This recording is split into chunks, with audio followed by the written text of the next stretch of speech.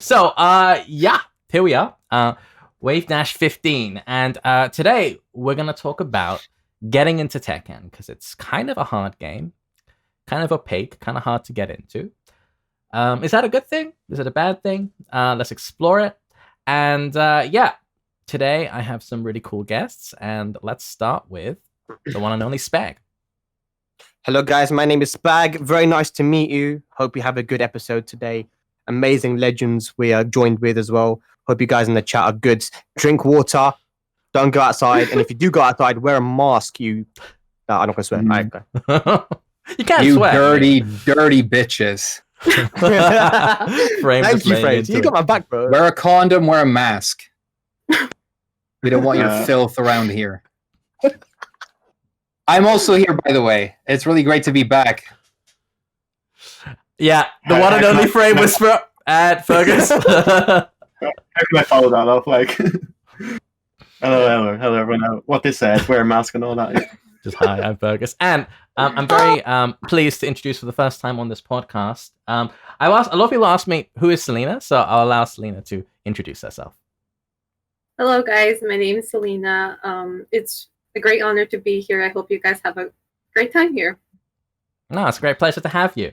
And yeah, Celina is your competitive background in gaming is in Catherine, right? You play Catherine competitively. So Yes.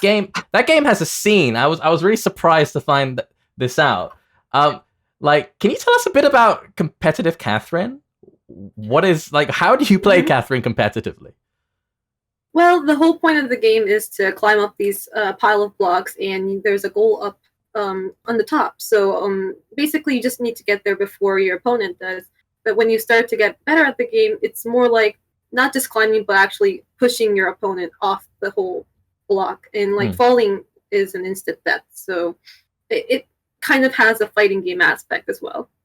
Okay, interesting. I saw Tokido really into it. Yes.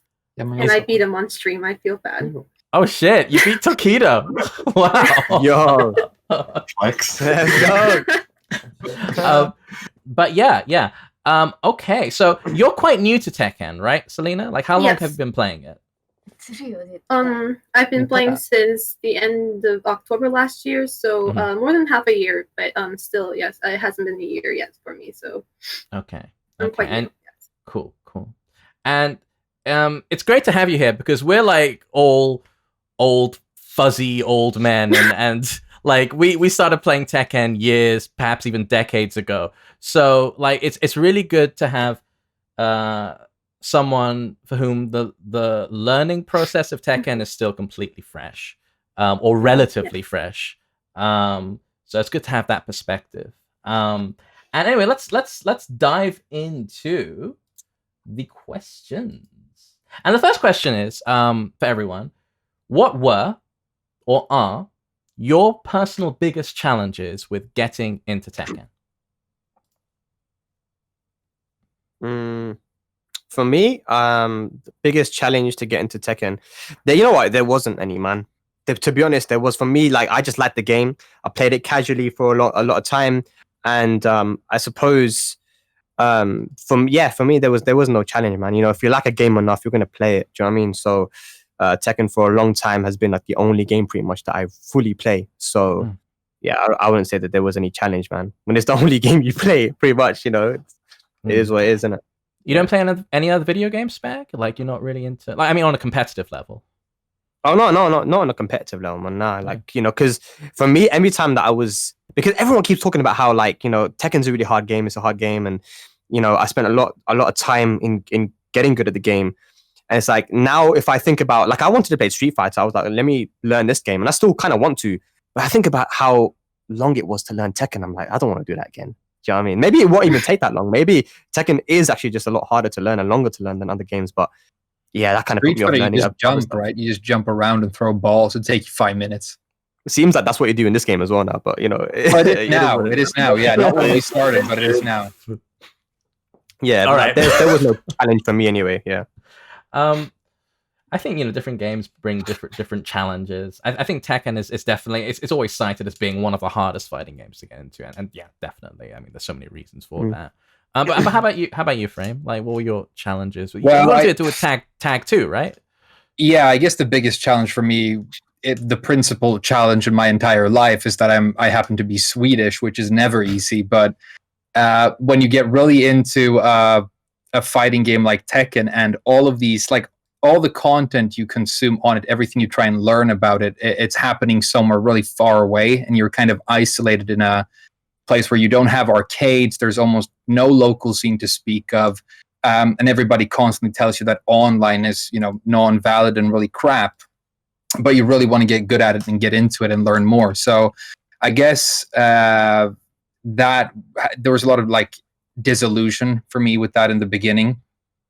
Made me feel weird about the game, but pretty much like Spag, once I was interested in it and hooked on it, and I had a bit of a rivalry with a couple of my friends, I just sank deeper and deeper into it, and it's replaced almost all the other games I play. But I didn't have any difficulty getting into it, but I think it is a difficult game, but you need to get interested in learning it and hooked on that experience. And then that's what you consume, almost obsessively.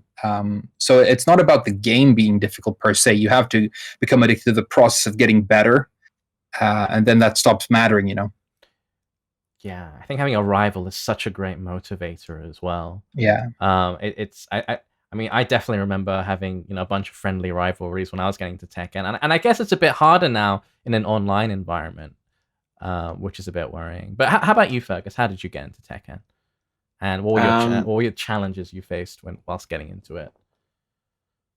I played in the last few months of Tekken 6. Like, we had a local for Tekken 6, like very small.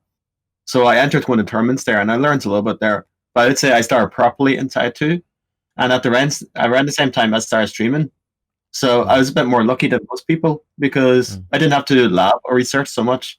Because I could just ask my chat, how do I deal with this? Or what was this move and block and stuff like that. So I could learn, my learning was a bit accelerated because of that. Yeah. So I think but I won't lie though, I did almost quit the game like 8 times, because Tag 2, if your first Tekken competitively was Tag 2, it's hard, man. It's really hard. Because the roster was huge.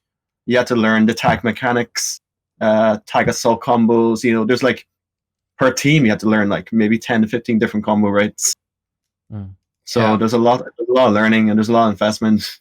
So that was the biggest challenge for me, like learning the system itself of Tag 2, like the mechanics, the tag assault system, as well as playing 2 characters at once against 2 characters.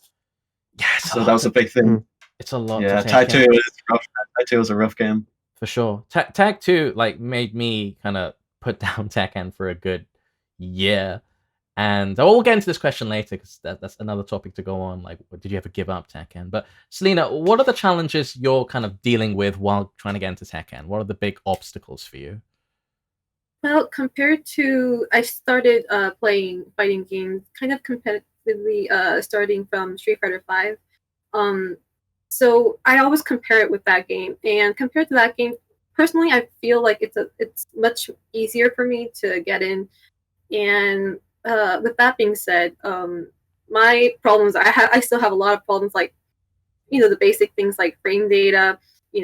That's still hard for me to kind of understand. And when I stream, I have Japanese viewers and American viewers giving me tips, and the number notations are different in Japanese and English, and that gets me confused as well too. I'm starting to get the hang of it, but first of all of those basic things were hard to start with. And because I use King, chain throws, that was one of the biggest thing that I wanted to get down, but was really hard. And even now, like, I know 4 chain throws, but I only use 2 in the actual matches. So I want to be able to, find the right timing and stuff like that. It's still kind of hard for me to, especially against tricky characters like Lucky Chloe and the matchups. I'm still in the middle of trying to learn that too.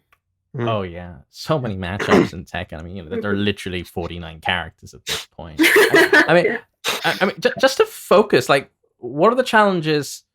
I mean, Fergus, you play some Street Fighter as well, and I started fighting games. The the first game I tried to get into competitive was Third Strike. But if you had to compare the challenges between getting into a 2D game like Street Fighter V or Third Strike or whatever, and a 3D game like Tekken, what are the specific challenges between 2D and 3D?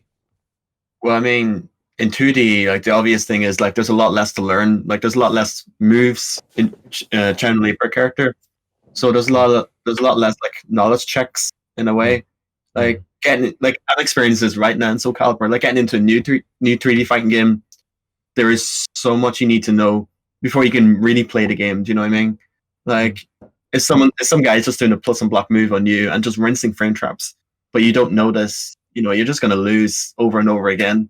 So in 3D games, there's a lot more knowledge checks you have to know before you can really start learning how to play the neutral aspect, how to apply mind games, offense, stuff like that. But yeah, like I said, I came from a 2D background, so I already understood some like the very universal concepts like frame trapping, spacing a little bit. So I had that knowledge going to Tekken. So it's just a matter of translating that into the third dimension, essentially. Yeah. And like anyone else you want to chime in on like comparing the difficulties between 2D and 3D? I'm completely disinterested in 2D, unfortunately, but it is an interesting point that there is a language, to fighting games. There's a whole lot of terminology, and like Celina said, it's different in Japan and abroad, and then it's obviously different across games as well. And so talking about like the concept of a combo, just something as simple as that is extremely different if you're looking at like, I don't know, Ultimate, Killer Instinct or Tekken. So I guess that might be one big challenge, because you start as a new player. I think most people now get hooked because they look at content relating to the game, and you're listening to commentary or whatever, and it's just all of these terms that probably sound like a completely different language unless you know them. So I guess, I mean, I don't know about you guys, but for me, I just listened to it so much that I started understanding what everything referred to from context. But there's no universal like fighting game dictionary either. Like people have been saying to me in my comments like that I should refer to while standing as while rising. That's a debate as old as time in Tekken as well. Semantics, yeah. So the language is a big challenge, I think, especially for new people. Yeah. I personally like, because I tried to learn Third Strike and Tekken 5 like around the same kind of time, and Third Strike is often cited as being one of the harder Street Fighter games or 2D games to play, but I found it much easier to get into, mainly because, as Fergus was saying, there weren't so many knowledge checks. Like I felt like I could get to the meta of the game much more quickly. Whereas with Tekken, I felt there were these constant barriers between me playing fundamentals-based Tekken. And for me, getting into Tekken at first, that was the most frustrating thing. It's like, why are you giving me all this homework to do? Can I just go home and play?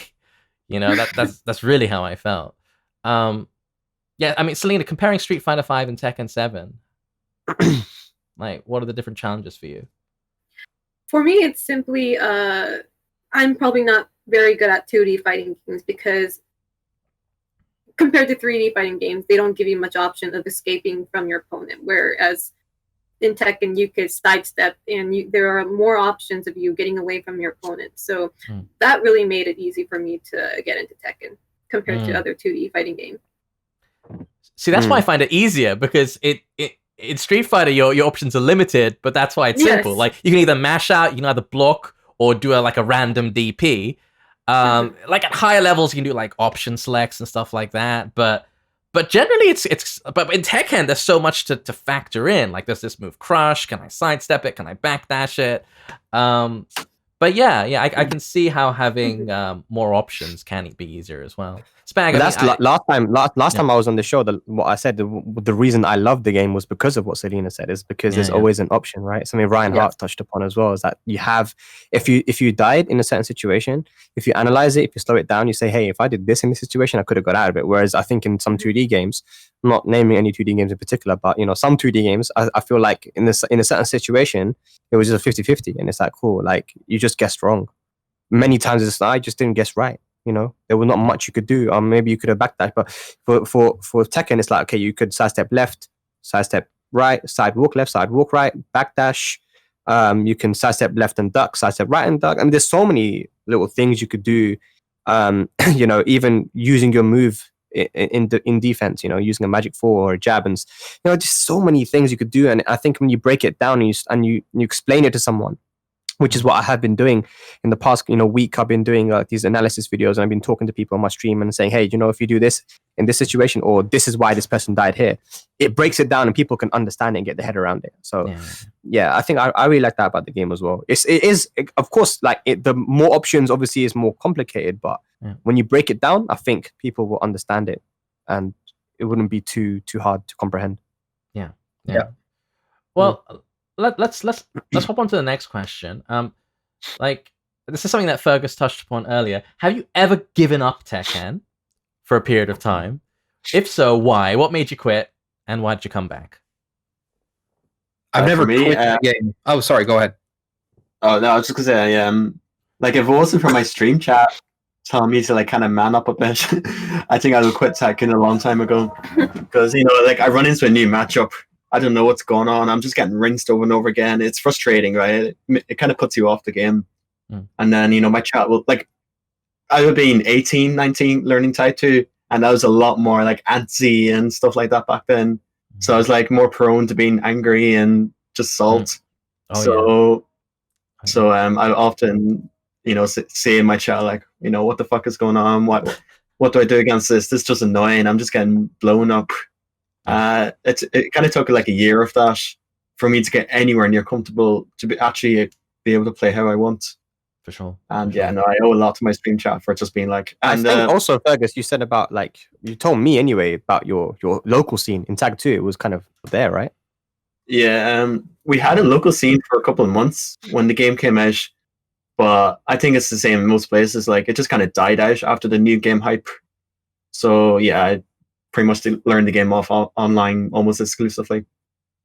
Like, it came to a point where I played offline more in other countries than I have in my own country. So it kind of got to that point. But yeah, no, definitely wanted to quit a lot. Yeah. Starscream was talking about this on the last episode, where salt, like, is good in moderation. And not even in moderation, like, even if you're very salty, but it's all about how you use it. Like, I think any strong competitive player isn't going to take losing lying down. They'll be like, no, I want to improve. I want to get better. But it's whether you take that and you turn to something constructive, or you just kind of get angry about it. And there's a lot of, as someone was saying in the chat, salt makes food tasty, right? So this is putting a positive spin on it. How about the rest of you guys? I mean, have you ever quit Tekken? If so, why? Or any fighting game, or any competitive game. I've never quit the game. I've been at least thinking about it and occasionally playing it, and sometimes obsessively playing it a lot since I started. But I have quit actively playing online twice. First time was started this year when Leroy came out, and second time was recently because of fucking rum. Because I know I go on about balance and I bitch about it.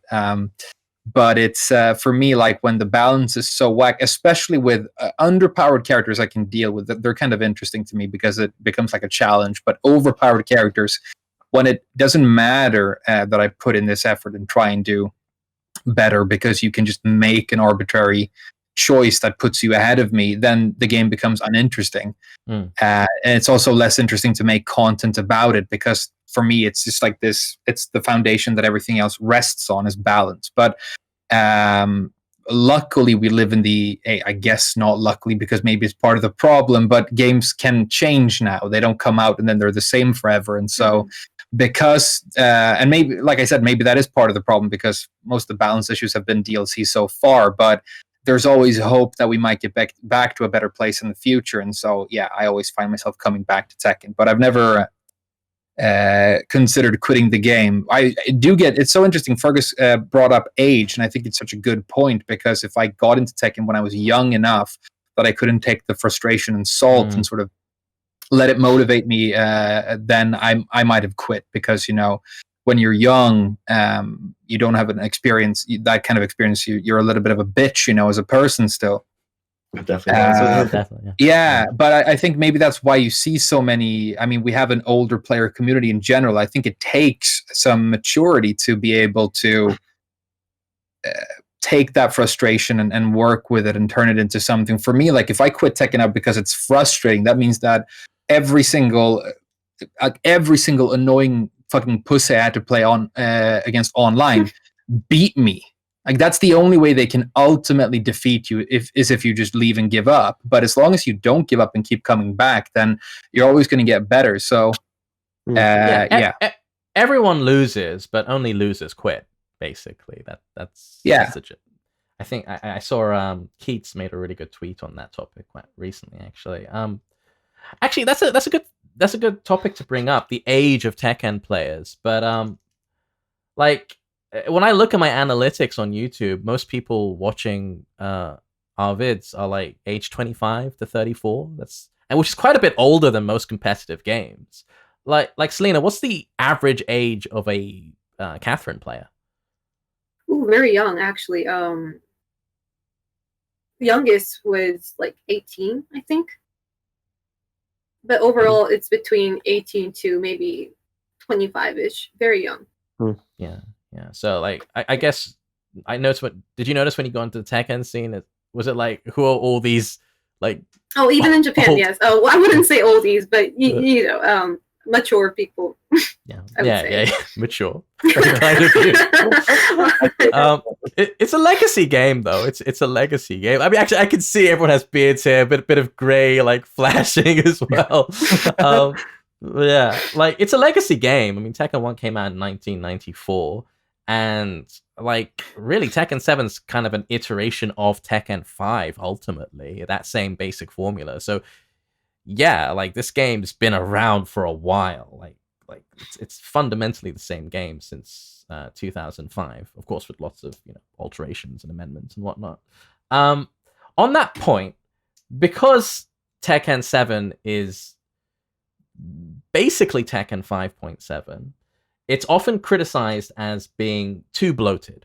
Like there's too much stuff. There are too many moves. There are too many characters. There's just too much nonsense and unnecessarily difficult for that reason. Do you agree?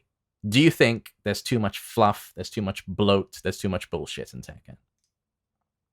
Yeah, you could get rid of some stuff if you wanted to make it easier to get into. Celina talked about like chain grabs earlier, which is a little bit of a.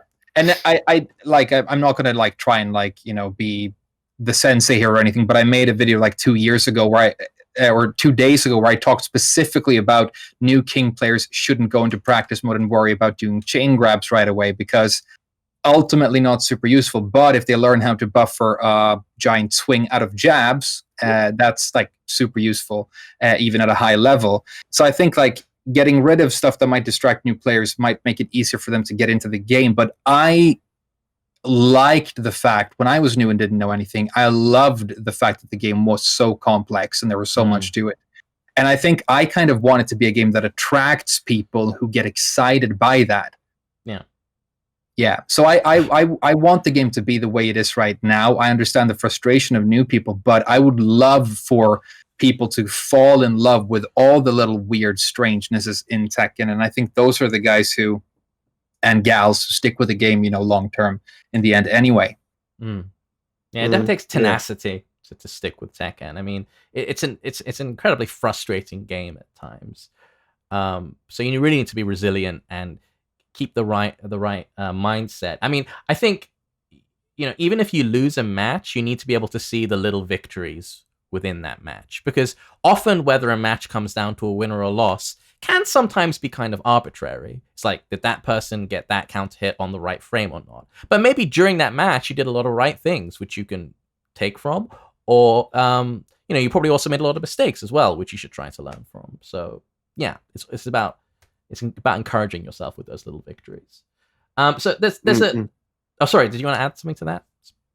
No. Okay, cool. So I made a little list here of like commonly cited bloat or fluff or just bullshit that's in Tekken that maybe we should get rid of.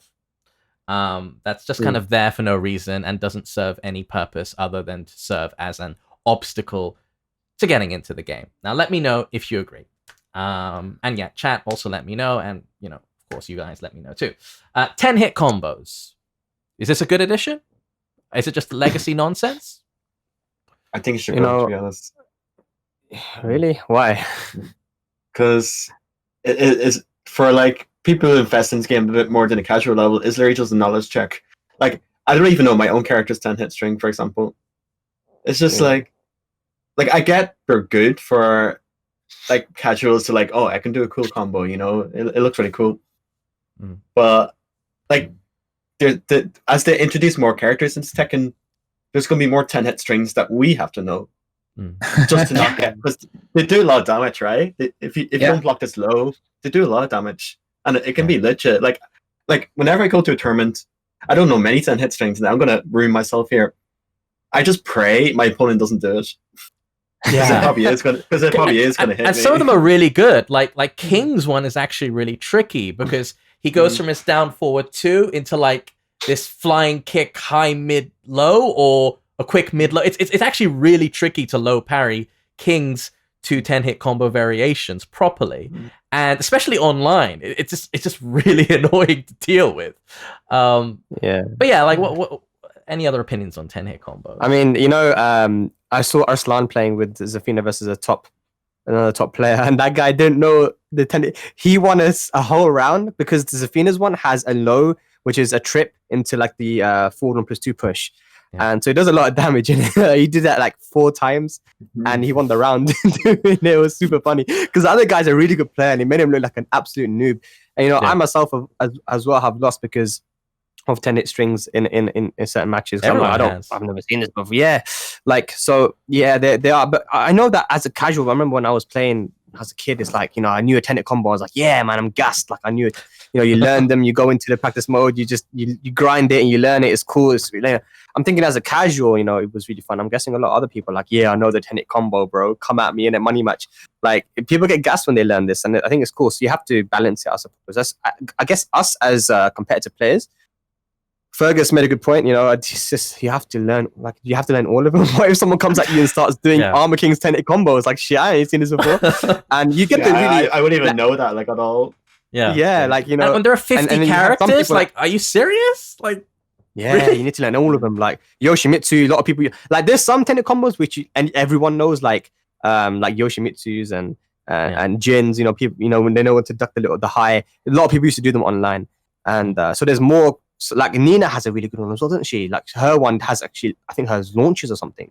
Yeah. If you get hit by the low, the ender, yeah. So some of them are very common, right? But I guess I never really thought about that. To be honest, 10-hit combos. Yeah, should we get rid of them? I don't know, man. That's crazy. That's a controversial one right there, man. Yeah, I couldn't tell you. I don't have an opinion. Like, honestly, Christmas trees aren't necessary, but that's not what tradition is about either. I kind of feel like they've always been in Tekken. I knew, but I didn't play Tekken as a kid. But friends had Tekken 2 and 3 on PlayStation, and they just feel like a part of the game to me. So yeah, if you want to make it more casual friendly, it's definitely something that could go, because you could count the useful ones on one hand. It's like Gigas, maybe Fang, Law Scrubs use his as a round ender, but.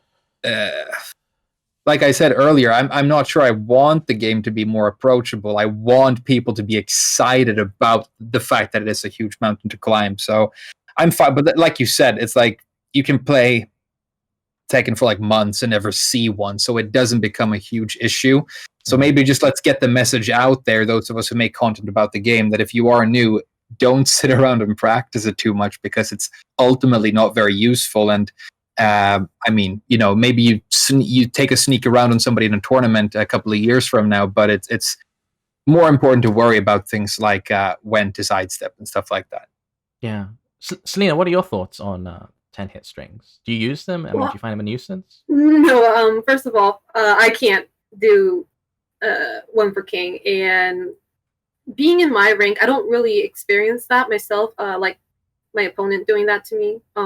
My highest is Vindicator, but I don't really find a lot of players doing that 10-string combo to begin with. But I have a very neutral feeling about that because personally, I like challenges. It's really satisfying when you can finally do something that you've been practicing forever. So I think having something like that makes the game more interesting, in my opinion. But then again, like others said, it may be kind of hard for the new players to come in, and when they see that, they might get discouraged, thinking that they have to do this in order to be a decent player or something like that. I know a lot of people who hesitate to go to offline events for Tekken because it just seems hard. Like everything just keeps on going. The combo never ends. So I have a mixed feeling of that as well. Yeah. Yeah. I mean, just chime in on my thoughts on 10-hit combos. I think they have to go, and I think they're kind of emblematic of a lot of the problems with Tekken. Because like put yourself in the shoes of a player who's playing Tekken for the first time. You go into training mode, and you're like, okay, where do I start? And you go into the command list, and you scroll down, and you think, okay, what's the best move? Yeah, this one at the bottom. This does a lot of damage. It says 10-hit combo. It's not even a combo. It's a string. That's a good point. They're not actually combos. That's very misleading.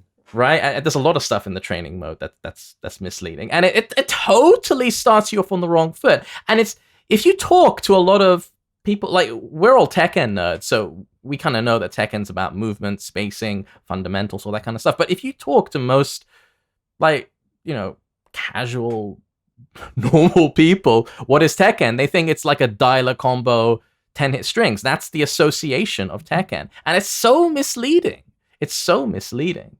10-hit strings and rage arts. That's what I see people complain about. They say it's all about learning the 10-hit string, and then when you get low, getting your rage art out as soon as possible. And it's like the two things that will get you consistently killed right away against a good player is like attempting your 10 string and doing a rage art when you're not supposed to. But maybe they learn the 10 string, and then after a week, hopefully they see somewhere online somebody say that maybe that's not the right thing to focus on. I don't know. I mean, Frame, you mentioned like something about tradition earlier. I mean, let's uphold tradition.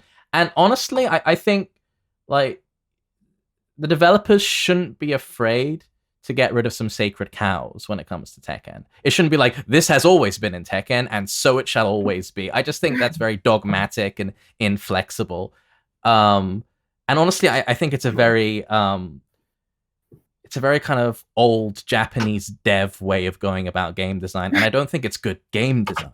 That's the main thing. I completely see your point, actually, when you put it that way. Honestly, like, if it doesn't really matter to the advanced players whether it's there or not, then maybe it is fair to start getting rid of superfluous things if it makes the game simpler and easier and more understandable and intuitive for newer players. So now that I think about it, like, I kind of like the fact that they exist because they remind me of Tekken, but then again, if they're a non-factor, then maybe get rid of them.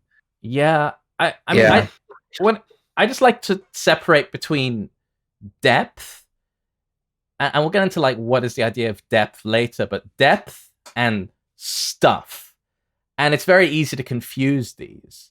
Like it's easy to like oh, this game has a bunch of characters, they all have a million moves, they all have a million strings, but that can be very, very shallow. Like, just learning when to parry the low in a 10-hit string, it's not fun. It's just book learning. And I think the question shouldn't be like, is this tradition? Is it a challenge? It should be, is this fun? And I just don't think 10-hit strings are fun, fundamentally. That's my biggest problem with them.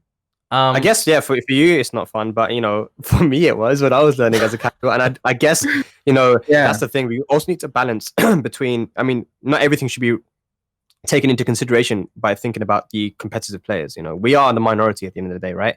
So if people do find these 10-hit strings, and not everyone's going to also be playing Tekken in ranked and trying to improve. Some people are just gonna, play with their mates, or be or have fun just doing, some random characters 10-hit combos on them and winning.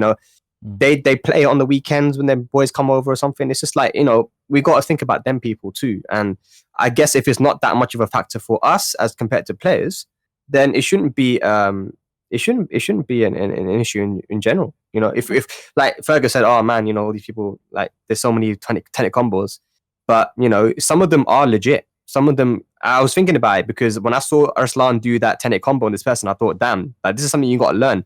But hey, if you're competitive players playing Tekken, there's a lot of things you got to learn that are deeper than these 10-hit combos. Yeah. So maybe actually go and learn them. If they are dangerous, if they're dangerous, someone might do it. Someone might do Gigas's 10-hit combo on you, and you won't have any idea what's going on. That's a good one actually. Because he does. It's a fast poke string. Dotering uses it a lot because people are so used to him doing 1 or 2 hits maximum, and then he does that, and it's like 3 or 4, and people get caught. So that's one of the better ones. Okay. Yeah, absolutely. So I think we need to take it from that point. If it's not too much of a hindrance for the competitive players, if it's just got to go in and lab it, do it. You're a competitive player. This is your job. This is what you're doing. You're trying to compete. And for the casuals, if they find it fun, keep it. Just keep it in, man. Let them have fun. I guess your point, Arya, was about starting people off the wrong foot. Yes, in this game it would, but I think later on we're going to talk about what they could do to make it easier and basically not get them off to the wrong foot. And you can do that while keeping 10-hit combos in the game. As long as they change other things in the game as well. Yeah. Okay. Cool. All right. So I mean, this is a similar topic. I mean, we're just going to go through a bunch of different types of moves and go for like a yay or nay. So 10-hit combos are all kind of mixed on that. King's multi-throws. Now, a lot of people think like, oh, this is so annoying. I just have to learn the throws and learn when to press 1 and learn when to press 2, and it's just such a time waste. What are your guys' thoughts on that? 10. What? So, what are you saying? The King's chain throws? Yeah, the chain throws, the multi throws. Yeah. So, I think they're good. They're useful. I think there's not many people that know how to do.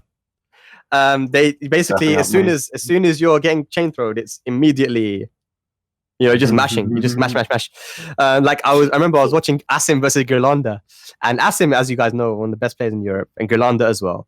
Gerlanda switched to King, and he started chain grabbing, and then I'm sitting on the floor right next to Asim. Asim looks at me, he goes, "What do I do?" He just mash it. I go, "I don't know, mash, just mash." So none of us knew. Like you just mash 1 2 1 2 1 plus 2. Some people actually do it. So I mean, I think if you're a competitive player, you should be going in and actually learning all the situations. But it is a lot. It is a lot of information, man. So yeah, I mean, I know it can be hard for people to learn all that and remember it. It's a lot of information, but if you're trying to get good in the King matchup, and again, he is one of the only characters that has this kind of mechanic, got to learn it, man.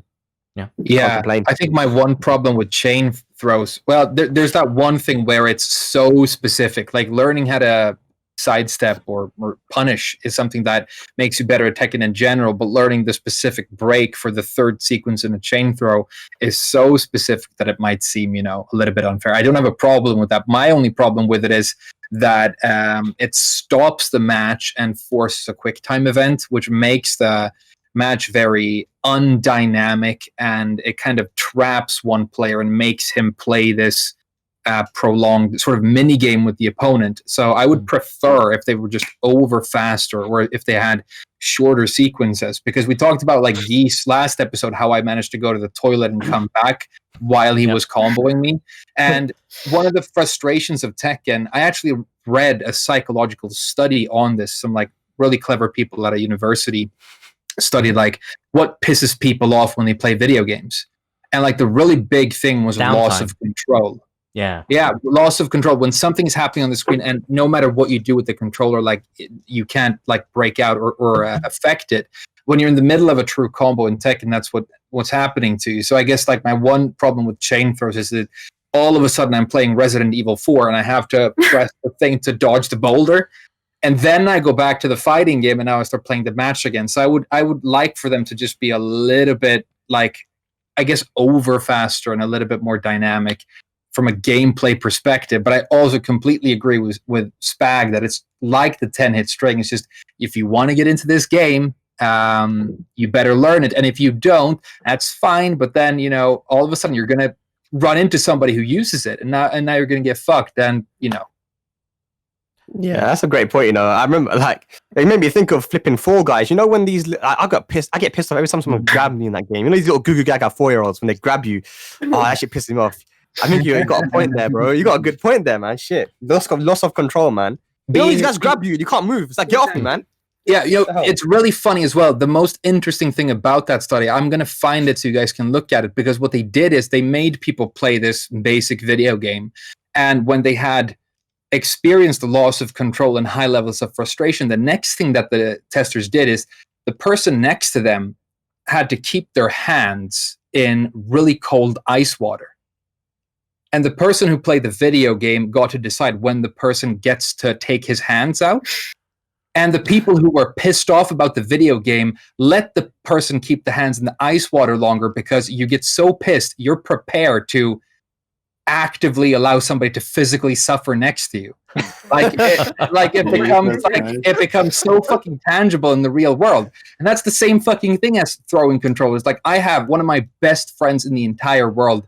We used to crawl through the arcades here when we moved to Japan, and when Tekken 7 was new, and it was the best time. But I saw him, like, he's the sweetest guy ever, but he was losing against this bitch in an online match. And his friend was like on the chair next to him, because we have these broad benches in the arcade, you know, you can sit next to each other. Oh yeah. And he was like, dude, just do down forward one and whatever. And he got so pissed that he just pushed, you know, this guy, and he fell over. Ooh. Like, Jeez, and because we were fucking around, but the room went quiet because it crossed the line right there, you know. Mm-hmm. So with that, I just try and be like, no, this is like the game and the world and the universe is testing me. Now I have to choose what I want to do here, and I'm not going to encourage that part of myself, you know. But it is really interesting that the loss of control aspect. The longer a combo is, the more it's like whatever, you know. That's a really good point. And whenever you talk to kind of like an outsider perspective, or even a lot of you know, competitive, really hardcore Tekken players, they often cite combos as just being too long, too one player, too boring, too hands off. And I kind of want to just quickly ask everyone: do you think the combo system in Tekken 7 needs to be redesigned? Does it need to be looked at? Would you prefer something short and simple like Soul Calibur or Virtua Fighter, like just 4 or 5 compact hits, pop pop pop, knock down, you know, something more visceral and to the point? Would you prefer that? Isn't that a kind of subjective thing as well, though? Like, you know, yes, totally subjective. Like some people really like the combos and how they look, you know, like. Yeah. And the fact that they are long, it's like, wow, that's so cool. Look how long that combo was, you know, It's like visually, people really like it. I guess some people are like, nah, it's too long. It's annoying, Yeah.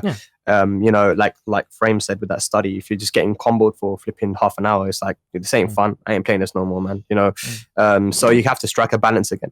And it's all depends on what people like, you know. I'm indifferent about it because, of course, I played Tekken 5 and I played Tekken 7, you know, and Tekken Tag 2, you know, which is very combo heavy, you know, it's a crazy combo game. And I'm okay with anything, but for me, just for combos, when it comes to the combos, this is a separate topic, but it's about, you know, how tailspins have forward momentum, and it's one of the reasons why we have such crazy wall carry with every character. I think that's the only thing I would want to basically look at, but other than that, I don't know, honestly, you know. Even if you look at, was it Tekken Revolution? That was a bit more simple when it comes to combos, right? It was great. I loved Tekken Revolution for that, but I think because the spin or the bound becomes it sort of homogenizes combos and makes them similar across the cast. The problem with Revolution is you had like Kunimitsu who can like just keep going with the stance, you know, and finish with the throw and get really good damage. And then you have characters who are shit at that, and they get their combo damage becomes so much worse. So some sort of compromise in between, but I honestly think like a return to bound could be interesting over spin. I don't think they would do that. Yeah, go on. Sorry. Sorry. That's because the worst experience I had for combo lengths was Vanilla Skullgirls. Like in that game literally had 30-second combos and stuff. Oh yeah. And then the ender was a reset. So if you guessed wrong, you're in another 30-second combo. So I think I played someone who knew all this stuff. And I was like, yeah, I'm never touching this game again, because it was like watching an interactive movie. Like Yeah. I just saw myself just die. Like the hits in that game were like very little, so you're just watching yourself slowly die, then get reset, and then slowly die again. So there has to be obviously like a middle ground. Like I never thought Tekken combos were that long. Like maybe I'm biased because I'm a Tekken player, but I never thought they were that relatively. bad. Yeah, like if you can compare them to a typical like air dash or anime game or whatever, they're actually quite tame. But I don't think generally. I think Tekken appeals to a broader, more quote unquote casual audience, and I just don't. I think they've gone in the wrong direction. I think they're more of a hindrance than a help to Tekken at this point. I mean, Celina, what are your thoughts? Would you prefer shorter combos or long combos? Well, when I first started Tekken, honestly, it did make. I say this during stream too. It's like, when's it my turn? I have to wait for everything to, and especially when you're really new to the game, you really don't know like how long that combo is. Like, how much more do I have to wait? And it's just, it does get overwhelming. However, King's Throw combo does me wonders. So I really don't want that. I'm sorry. Do you so do I guess the you're in ender favor now where you run and grab them and slam them down? Do you do that ender in your combos? Okay. Yes, and like I said, in my rank, I'd say 70% of people can't break my throws.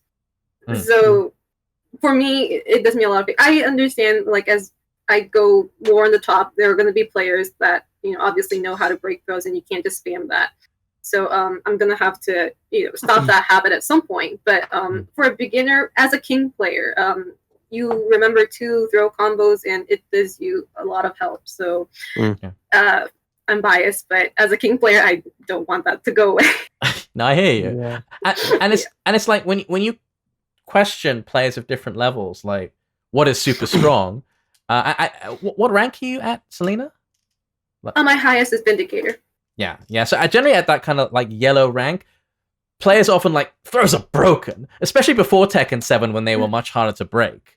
So characters like King at that level are extremely, extremely strong. I think like when you get to orange ranks, players constantly comment about Horong, Asuka.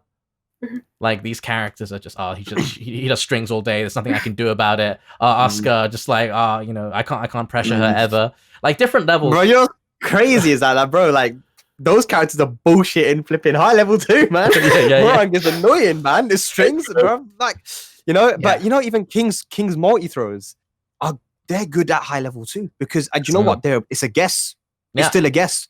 You don't know how to break the throw. You can't know how to break King's multi throws, bro. It's a guess. You have to guess because when he goes into that little crouch dash and does both arms are coming out. You have to guess between 1 and 2, and then on everything else is a guess as well. Yeah, so it's like they're going to be. Those are good at. I think a better example is Eddie. Probably Eddie and maybe Katarina as well. Now he's a great example. How those characters can be so strong. And people are like Eddie's bullshit, man. X and circle, but Eddie's not even that strong, really, to be honest. But yeah, I see your point anyway. I see your point. Yeah. I mean, generally when it comes to like the top level of play, which I'm certainly not at, but at top level of play, Asuka's not generally seen as a massive threat, nor is Horong. Yeah. I mean, because Horong is, you can sidestep him. Asuka, because just don't pressure as much, play more patiently. But they're both still annoying for sure. No matter the level, they're always annoying. But they just have that, being like super annoying and difficult to play against and stuff like that. It's different from being truly good, Like Elisa's the perfect example. We talked about this last time. Elisa, in my opinion, she's the perfect example. But the point is like, okay, if I'm in the 8th match of a long set against a good player, do I still have a toolkit that can genuinely threaten my opponent, or has he, seen all the tricks in my up my sleeve? But when you talk about like tiers, like exactly what are you talking about? Are you talking about the top competitors in the world in an offline environment? Are you talking about an above average player in an online environment, or are you talking about across in general, across the entire player base? It's difficult because in all of those environments, the tier list looks completely different, in my opinion. No, for sure. Fucking Robin's at the top of all of them, though. No, Yeah. because he is Leroy and Falcrum are top of all of them because they are both very strong and very basic, which I think is bad game design. But we'll get on to that later. Okay, so we talked a bit about 10-hit combos, and it seems like generally the consensus in the chat anyway was 10-hit combos are redundant; they should go. Most people seem to like King multi-throws because they're a big part of the identity of the character, and I would agree. And they are actually legit, like, they're cool as well. I mean, you know, they've been around since Tekken 3, and whenever you see a multi-throw, it's just hype. It's awesome. Like the rolling death cradle, it's hilarious. Don't take that out. Ultimate tackle. What about this? What do you think about this? Are you talking about the one that certain characters like Paul have access to with an input, or are you talking about the one that happens when you run but not far enough that you do the invulnerable tackle? Good question. I guess both, really. I mean, they both lead to the same situation. Yeah. Yeah, I think it's fine. I mean, it's fine, man. Honestly, like ultimate tackle. If you're talking about like the the notation down 1+2 for some characters, or for going into the tackle, you know, you can break it. Yeah. You know? You can break it, and it's unique as well. So you know, it's cool. You know, it's nice. People, you know, some people, you know, when it comes to Tekken, a lot of the conversation that I used to have at college, high school and stuff is about like fighting styles, like, you know, different martial arts and this kind of stuff. And when you see someone doing that, you know, if there's an MMA fan, you know, who's a casual at Tekken, and he sees someone doing ultimate tackle, it's like, wow, you know, this is so much like UFC, man. You know, like Khabib Nurmagomedov and all the, I know there's like the jiu-jitsu guy, and like, people get hype over that shit. You know what I mean? So I think at the end of the day, it's a fighting game, isn't it? So these sort of things are good to have in the game. I don't mind tackling like from a game design perspective or risk reward or anything like that. I just think they look ugly. Like they're really jank. They're hideous. I mean, the animation has been the same since 1994. So yeah, you can keep them, but like update the animations. They're just so ugly. They're so ugly. There's a lot of stuff about Tekken which I think, like keep it, but do something with it, refine it. What are your thoughts, Fergus? Because I would be a fan, because Oscar has like the best tackle in the game with the key charge tackle. Which only has one frame to break it. So even if you're ready for it, it's extremely hard to break. Answer, dude. I robbed so many people with the key charge tackle. Just do a screw, run up, and literally just key charge in the face and tackle them. It looks really stupid. It looks really goofy, but it's so effective. And I you know what else looks? You know what else looks really fucking stupid in this game, honestly? If you try and be objective, fucking Mishima's wave dashing, dude, looks fucking awful. Like, we're Tekken players, so we don't see it. So when somebody's like wave dashing in somebody's face and they do a nice electric or whatever, it just looks like Tekken to us. But like, I remember like my dad watching Evo, and he thought the game was broken and the characters were like glitching. This is like bouncing around and doing the Mario jump, and it looks fucking stupid. It's I agree, and especially because the Mishimas are like legacy characters, and they have these old shitty animations. You know, like Nina standing on the stage is mad awkward, right? With her stilt arms. And it's crazy because compare that to like a dynamic looking character. Like, okay, Lars is a bad example because he's, you know, he looks fucking stupid. But there's like if he does, you know, forward frame. I have to remind you the name of the show we're on right now. We're gonna rename it Dive Kick. Wavedash t-shirt. You just shit on Wavedash. One in the chat if you think we should rename it Dive Kick instead of. Look, I actually agree with you, Frame here, because like a lot of people, like, look, so much of Tekken is movement and wave dashing, and the same applies to Korean backdash canceling. Like even more so to that. That looks horrible. I think objectively that looks so jank, and especially like. Yeah, but we're all used to it. We all have Stockholm syndrome. Celina, it's totally normal for us. What do you think about like high-level Tekken movement? Did it look strange to you when you started watching it? When you see these characters like juttering around like they're having seizures. It did, and I tried doing that myself, which was very hard. Yeah. So, I guess I can instantly tell from a really good Tekken to a starter, you know, especially me. So. It did look kind of weird. I wasn't sure what they were doing at first. Like, why would they move like that? Why can't they stay still? This was kind of my first impression. Yeah, that's a good point on it, because like you can tell whether what level a player is in the first like second of a Tekken match just by their movement. like by how fast they can move around. But at the same time, like I talked about this, I'm always banging on about this, but I really wish if 70% of your gameplay loop, or if the deepest, most interesting, most exciting, best part of your game is the movement, which it is in Tekken, like put some flourish into it. Like make the characters have unique backdash animations, like Leroy's like, you know, Kung Fu hand shuffle. Like give unique sidesteps to the characters. Give some character to the movement if they're gonna be, you know, like put the character's flavor into how they move. Express the character through their movement. I always think this is such a missed opportunity, and I can't believe they haven't improved on this since like 1994. I think you have a good point when it comes to some of the stuff, but not all of it, because the Korean backdash, the way it looks and what it does for you, the function that it has, they're interlinked, right? Because we have no hurt and hitboxes, we have real 3D models. So when you're doing this thing, your character is occupying the same space that it actually is occupying. But I agree in terms of like walk cycles, because Negan can like walk for some reason. He's like the only character who can walk, and it looks so much better.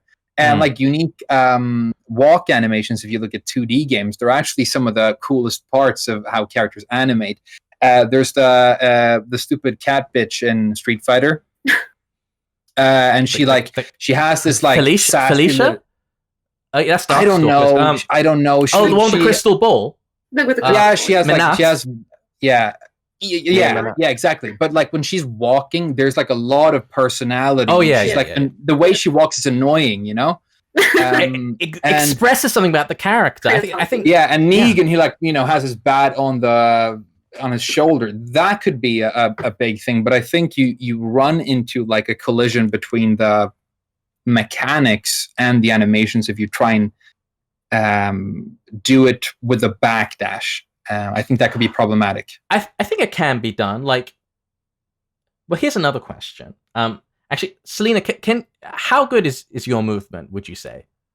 Like, what do you think about having to learn Korean backdash as a newer player? What are your thoughts on that? Do you think it's an unnecessary obstacle just to move around?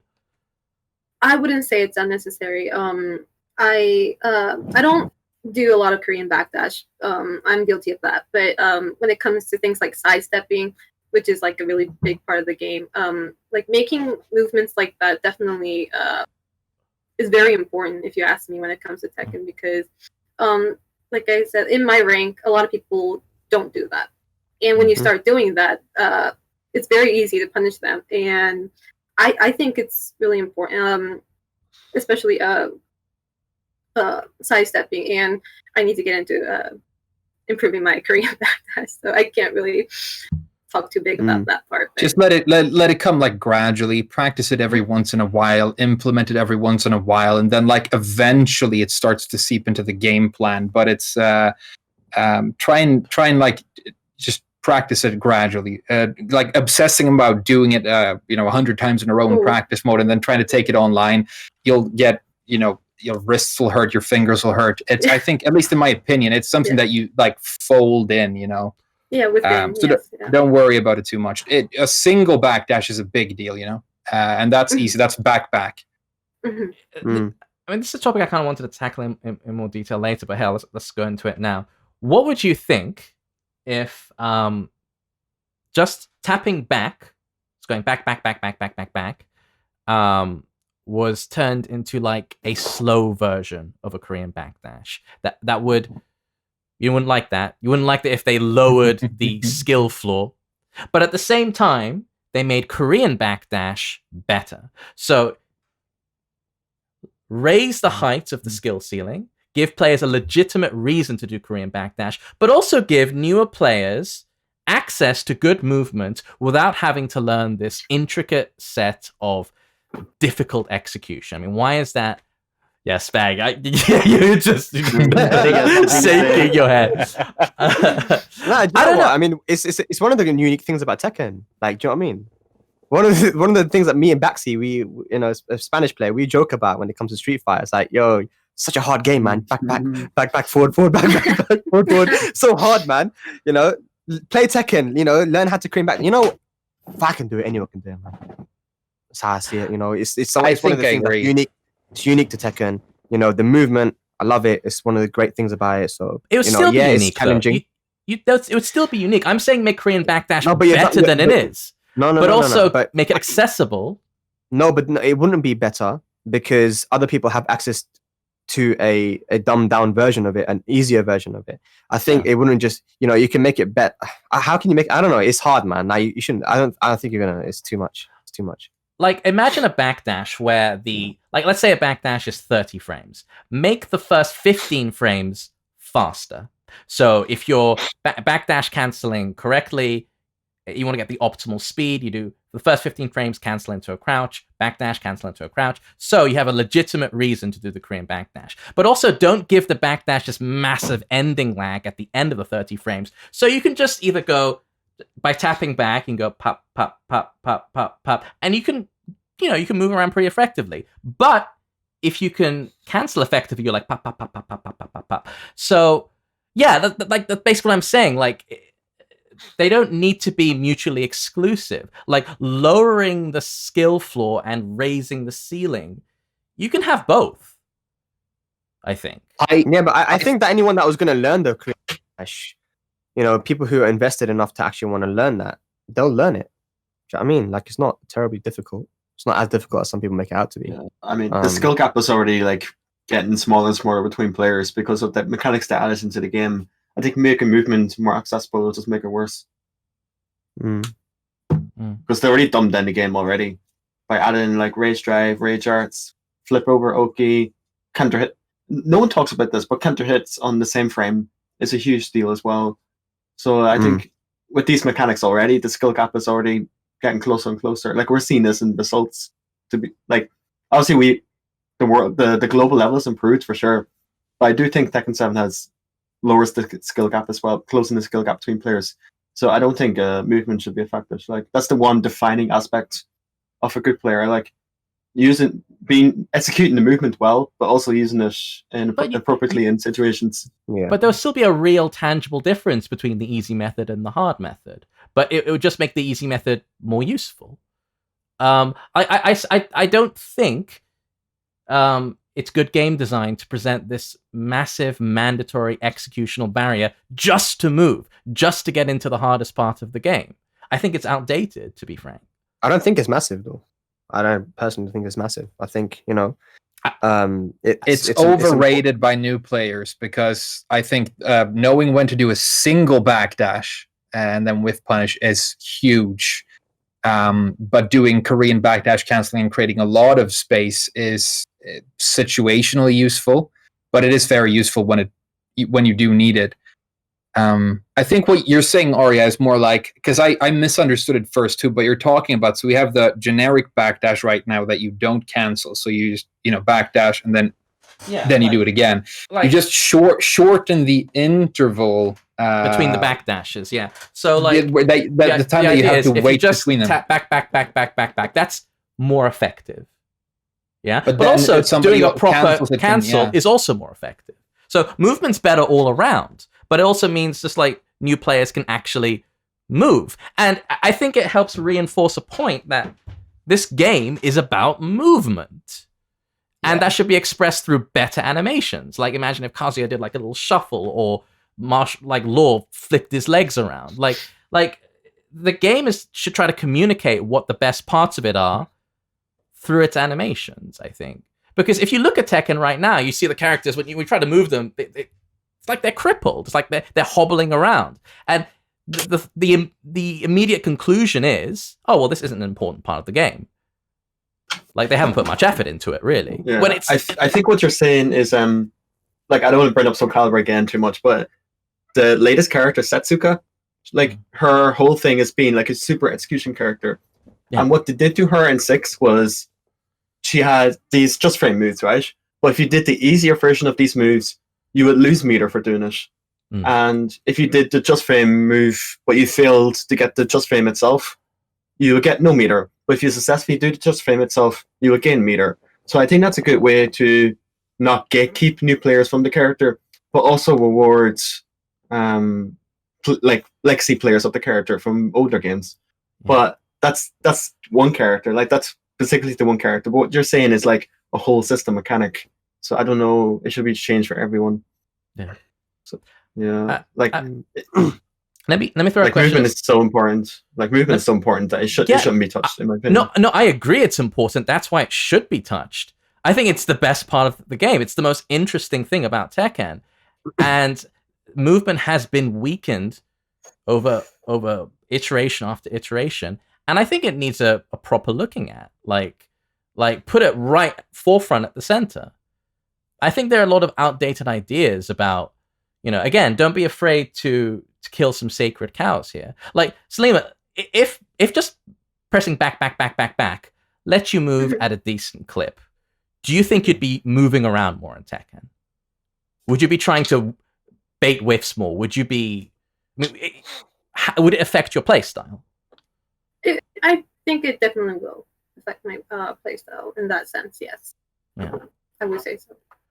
Yeah, I think it'd affect a lot of people's playstyle. I just think that what would be better is to have an effective way for getting people to learn how to Korean backdash. No, have Imagine, that too. like have a tutorial. Yeah, mode. But have both. Yeah, but then why have the first one? Then why have this easy mode movement? Then why not just say, hey, let's learn how to Korean backdash like this? Because right now there's no way of learning it in the game. There's no way to teach people how to do Korean backdash. Well, I feel like so why teaching? Why enforce this unoptimal backdash when people should be learning how to Korean backdash? It feels like unnecessary gatekeeping. If you want to be truly competitive, you'll still have to learn to Korean backdash, because Korean backdashing would still make you move at like twice the speed, basically. But I just don't see why standard holding back, tapping back has to be so crippled. Again, like I said, they're not mutually exclusive. Like, it's difficult. Yeah, it's I totally see your point. If Tekken is supposed to be about the movement, but somebody who wants to start learning how to do it now, they can't even access that part of the game yet, then it's very and it's the alienating. Whole game. It's about putting players on the right path. Sorry. But I also don't think that the way to get people to get excited about Tekken's movement is to give them a good excuse not to learn it.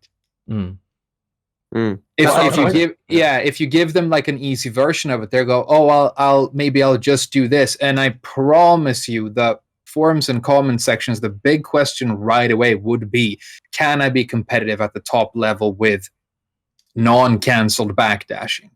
The kind of people, how many times have you gotten this question on your content? Can I play at the top level with a pad, or do I have to get a stick? People want to know if the thing they're already comfortable with is something that they can sustain at a high level.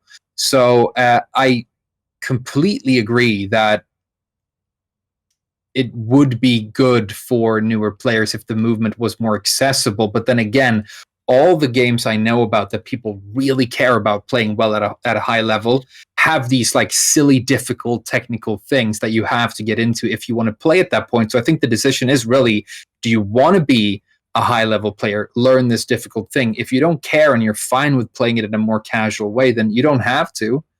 But then you're probably not, you know what I mean? It's like, look at these like RTS players and the stuff they do with their hands. It's like insane, the APM on those guys. So it's like, it's a holy cow, I think, you slay at your peril. Yeah. Well, why not in training mode to add something into training mode that'll check if you're doing it right? Because so many people watch videos of how to do it, but they're not sure if they're doing it right. And like, I see so many people in Discord record themselves doing backdash. I'm like, am I doing this right? Look at my inputs. Is this correct? Why not put something into training mode, like maybe like a little drill thing, like a 10-minute drill, and it just checks your inputs and just tells you if you're doing it right or not. I think I completely agree. Don't dumb down movements, but just make it easier to learn and practice. It like goes ka-ching, ka-ching, ka-ching, ka-ching every time you do it right. And then right. And you get like do 5 consecutive Korean backdashes, and if you do it 5 times in a row, then it's like you get you get like, and the game will tell you if you're doing it right. I think that's the important thing, because sometimes people don't know if they're doing it right. Like, they're backdashing, they're moving, but they're still getting hit because they're holding crouch too long or whatever. But they might not notice this. Yeah, the game should tell you if you're doing it correctly. I think that'd be better than dumbing down the movement. I totally agree with what you're saying, and I've always said that fighting games should have better tutorials. You know, I've said this a bunch of times on this podcast, but like fighting games, any competitive games, the thrust shouldn't be let's make this game easier to play. Let's make this game easier to understand. There's a difference there. But at the same time, I think that the game can communicate its priorities through the system itself. And at the moment, I think picking up Tekken, it doesn't convey that. And again, I'm not saying you should make Korean backdash weaker. I'm actually saying, again, I'm just repeating myself, but Korean backdash would have a real competitive advantage. But I don't understand the reason for making it as sluggish as it is. Let me just ask the chat, guys. What do you think? Should just mashing back be a little more effective? Or... Yeah, see, it goes back to what we said before, right? It's like, you know, do you? If they did make it more. Yes, no, yes, no, yes. I'd say it's like 70% no, 30% yes, maybe 60% no.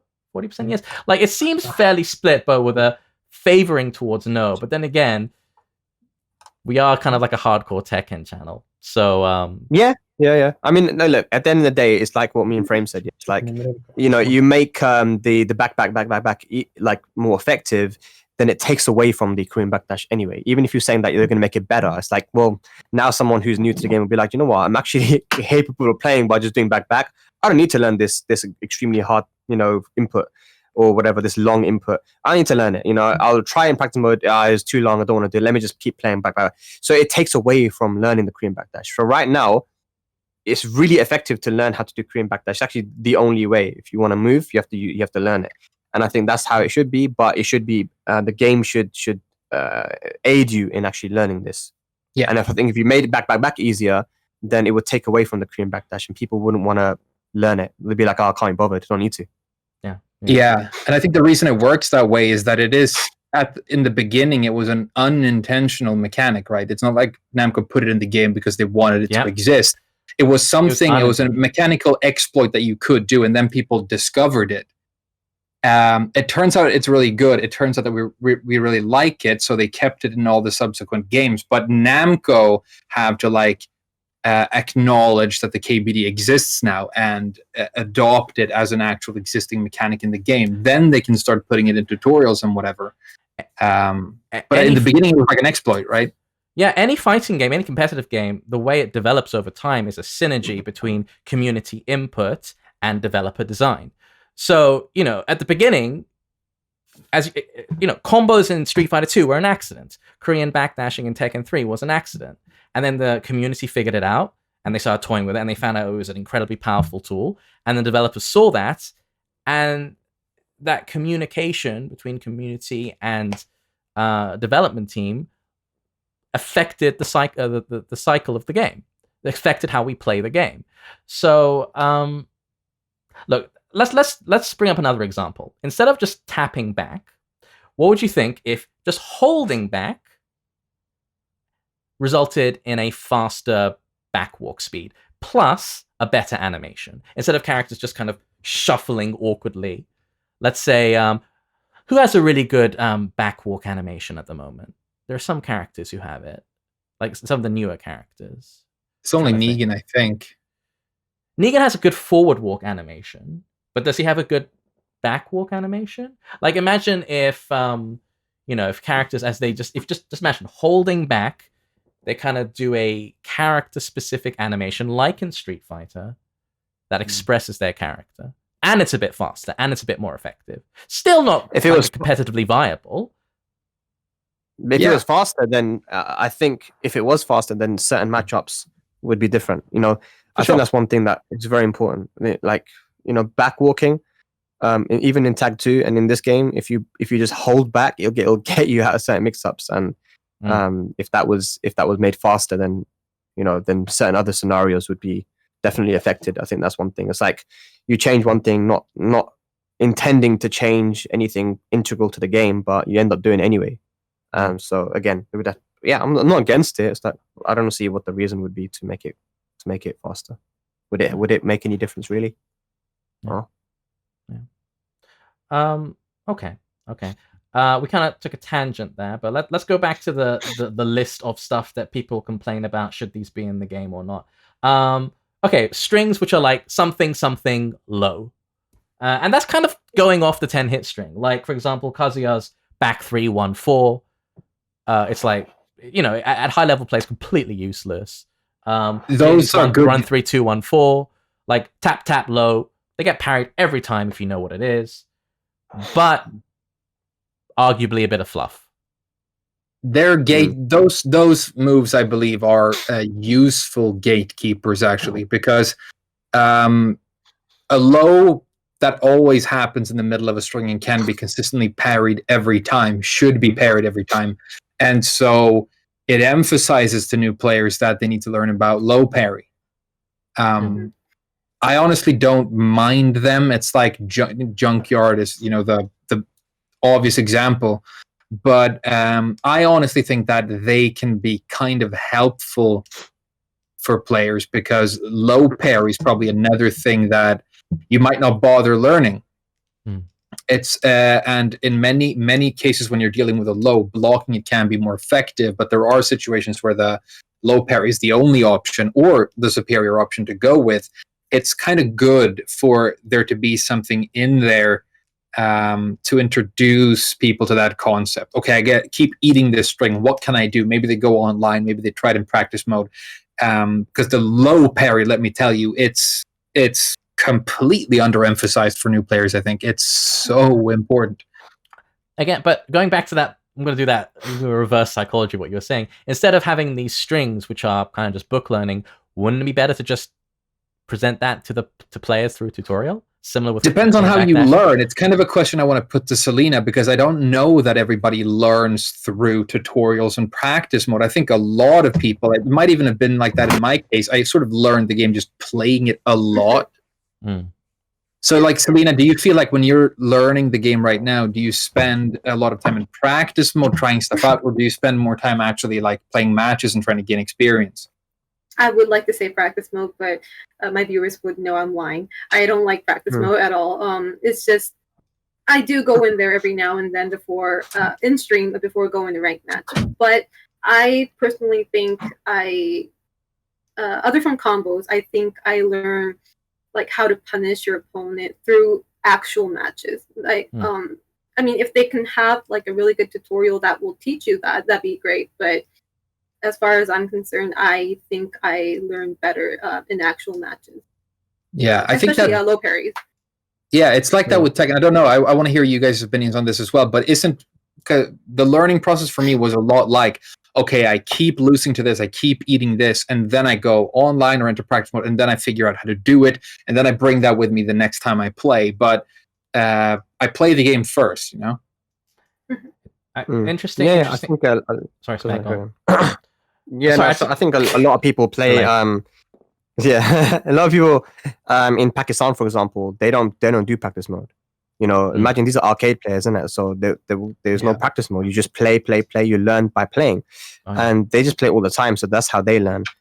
Even Jimmy J Tran made a tweet recently. He goes that you'd be surprised how little time I spend in practice mode, and that's of course because when he goes, once you understand the system, once you understand the game, then you actually don't need to spend too much time. I mean, for certain situations, yeah, fine.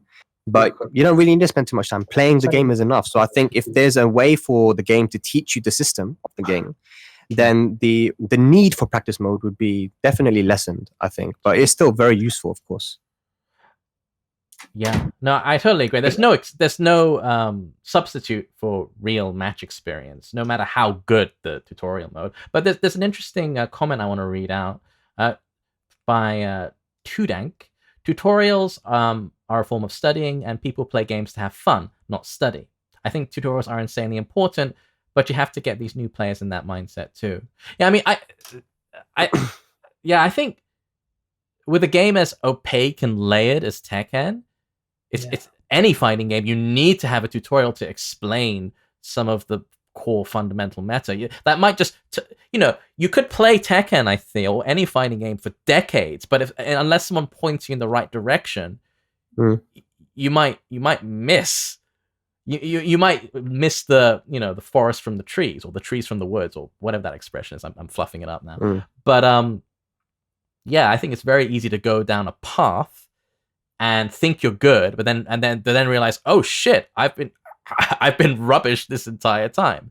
So just a tutorial that helps serve as a roadmap, that helps serve as a kind of a spark to... Yes, I think now you're getting to it. I went and bought, it's a really great fighting game with a stupid name.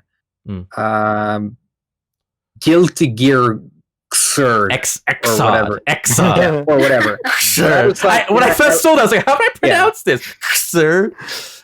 Yeah, but I was in a game shop. I wanted to get something new. I was like, maybe I'll try an anime fighter. And I went home and I picked a character that I thought looked cool. And the practice mode, it was like, I don't remember exactly. I think it was like on a beach, and it was all like happy music and cool. And there was like voice cues, and then you had to jump through an obstacle course. And it actually went into pretty specific mechanics, like how to dash and move and stuff like that in that game. And that's the spark. Like, I was loving that. I had a hot drink, and I was like, oh, I'm getting into Guilty Gear, and I got all excited about the different like mechanics and characters. And I learned some of the basics, but that's like, showing everything to you once and getting you introduced and acclimatized a little bit, and then throw you in the water with the sharks, And now it's about trying to stay alive in a jungle where everything is trying to eat you. It's like Doomsday, the Superman villain, who in the shitty Batman versus Superman movie who kills him. He killed him in the comics too, but the way that creature became so powerful is it every time you kill it, it comes back a little bit stronger against what killed it. And it just perpetually evolves until it becomes gradually immune to everything. That's an actually pretty good metaphor for Tekken. Because I'm parrying Junkyard now, but I can't break King's chain throw. And then in the next match, I'm playing against an Anna who's doing the down back three all the time. Okay, how do I deal with that? Oh, my character doesn't have a fast enough launcher. What happens then? And you just gradually, piece this puzzle together. And only once it starts to become complete do you get to play the game at a reasonable level, and that takes a lot of time. So, I mean, the thing like play for fun and book learning is boring. Like, if you don't like learning, play something different, because you're never not learning when you're playing this game, and you're never done. That's a good point. Yeah. No, exactly. Like, so we're all still learning at any level of play. This game has oceans of depth to it. It still does. Even when we always can complain that, Tekken 7 is dumbed down, movement is rubbish and all that. It's still a super deep layered game. Yeah. I think there's satisfaction from learning things. So learning things, but also applying it in game. So I think for me personally, that's what kept me going to Tag 2. Like, it took me 2 years to low parry Lost Junkyard. But the first time I did a match on purpose, I was really happy. It was like a milestone. So I think that's the drive for most people in this game. I think just learning the counter, applying it. I just want to quickly call back my kind of ocean metaphor. Is that like Tekken is really deep on a fundamental systemic level. Yeah, like just knowing how to combine a jab, a down forward one, movement, a little low poke. Like if you boil down your character's move list to like 5 moves and link these moves with movement, the game is still incredibly deep, in the same way that like Ryu versus Guile or Sagat in Street Fighter 2, just to a layman it just looks like, two idiots chucking fireballs, but it is incredibly deep and layered once you understand that meta.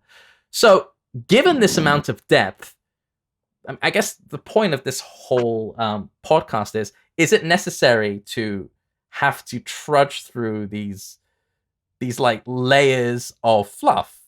I mean, the game is still super, super deep. There's still a lot to learn. Does this come across as just kind of padding or unnecessary or insecurity? even. We've touched on the topic many times on this podcast. I think we talked about it a little bit in the last one, and I think honestly, I've thought about it a lot, and what I really think is that trying to bring the game to a casual audience and making it more forgiving was a good idea, and it seemed to be a good direction for 7. It's ultimately harmed the game in a big way, in my opinion. I totally agree. But the game has also been a big commercial success. I honestly think, you talked about a spark earlier. I think because the game isn't good at giving you those sparks, and I think that's sort of the role we fill as content creators, but let the game be deep and then try and get as many people as possible excited about that depth. Yeah. People who are prepared to climb and really do want to learn. Get them excited. Try and introduce them to it in a way where they decide to learn how to backdash or whatever. But if you make it easier to do, I think you dispel some of the magic of the whole thing. And you make it less satisfying. Because honestly, Fergus, you talked about those moments when you do something difficult for the first time. Those, to me, are like the moments when Tekken is fun, legitimately. Otherwise, it's just a bunch of horseshit and frustration with people online. But then you do something that actually gives you a little bit of satisfaction. And that's the jolt of energy that keeps you going. So, no, I think more exciting to learn, but not necessarily easier to execute and learn. I think, there's few things. There's number one, one of the good things about Tekken is that it is a deep game, right? And it's it's cool to have that depth because you're always learning and all this kind of stuff. Number two, basically this whole thing, everything we've been talking about, it will be fixed if Tekken had a proper tutorial mode.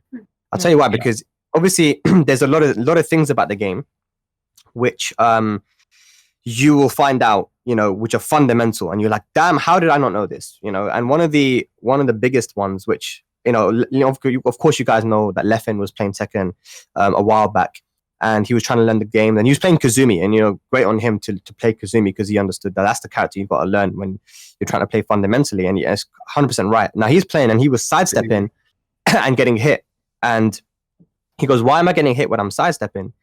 And I mean, he understood that, a certain move had to be stepped in a certain direction, and he did that, but he still got hit. And I'm like, I told him that if you sidestep into a button, your hurt box expands, and certain moves that you could step you're going to get hit by them unless you confirm a whiff, then punish. So you have to be careful when to press. You can't just like sidestep into a button because your hurt box is going to, you'll basically become really fat. You become like Bob. Yeah. So you don't want to do that. You want to sidestep, confirm a whiff, and then punish. And he goes, how the fuck was I supposed to know that unless you told me? The game is not going to tell me that shit, but that's very, very important to know. That's a very, very important thing, So it really is. But Leffen plays melee. Well, melee is the perfect. It's the perfect way example. That people at a high level play melee now is but in melee, like it doesn't tell you how to use Fox's shine. That is like a very derived technique that expert players discovered and developed. So his own games has the same kind of complexity, and we have to bridge the gap, I think, as content creators. But I also, but he's not wrong. No, he's not wrong though. Like, but how many people? No, he's not wrong in the chat. How many people knew about that? How many? When did you guys learn about that as well? This is a mechanic in the game, which is very important about your hurt box expanding when you press a button and not being able to step things that are steppable. The best example is Brian's forward 3. Brian's forward 3 has no tracking to either side pretty much, but it'll fucking home if you press a button. It'll hit you from behind and shit. So that's a very important thing to know. But how many people know that? And it's not. It can't just be on the burden on content creators to do that shit. It cannot be important. It can't be on us to do that. There's too much depth to this game. And even if we do explain it, even if we do make videos on it, like not everyone's going to see it, but everyone has the game. Everyone that plays Tekken has Tekken. So the game has to do better. It doesn't do anything right now, in my opinion, to teach you the game, like the backdashing, the intricacies of the game, and all this kind of stuff. But when you teach people these things, their game, they just level up. And also there's another thing about having a tutorial mode in the sense of, like, let's say we gave the example before of doing 5 consecutive Korean backdashes in a row. And if you do it, that's reinforcement. You're not just getting reinforcement by playing online Tekken and winning. You're getting reinforcement in the game now that's telling you, hey, congratulations, you did it correctly. And it's like, I'm actually, you have that feeling of accomplishment. I'm leveling up. So what about doing a combo? You do the combo, and it says congratulations, you have finished, you've done the combo, and you get like, you know, a trophy or some shit. And it's like, yeah, okay, so now I'm getting the combo. So you can actually now play in practice mode, do a tutorial that's going to teach you fundamental things in the game, and when you do it, then you know, you can feel like you're ready to go, and you're leveling up with that without playing online. And another thing one of the things I was saying about Tekken World Tour is that instead of having these kind of blasts from the past, we just see the same matches over and over again from like 2017, 2018. Instead of having that in the middle of Tekken World Tour, because when people watch it, with just dog shit. The fact that they can do that, I honestly blush a little bit when I think about the fact that they try and recycle content in that way. I didn't mean to interrupt you, but I just feel very strongly that shit is such fucking dog shit. Yeah, no, absolutely. Like, I think that, you know, it was fun in the beginning, like to see these old matches. They introduced it in 2018, so we got to see some 2017 matches. Oh, that's cool, you know, get to see, I mean, you know, a really hype moment. But they kind of, it was the same matches over and over again. You know, if they were going to do that, then it should have been different matches. You know, have some variety. There's a lot of matches that happen in Tekken World Tour. But what I thought would be a better thing is, you know, there's a lot of noobs that watch Tekken, and a lot of noob and casual players.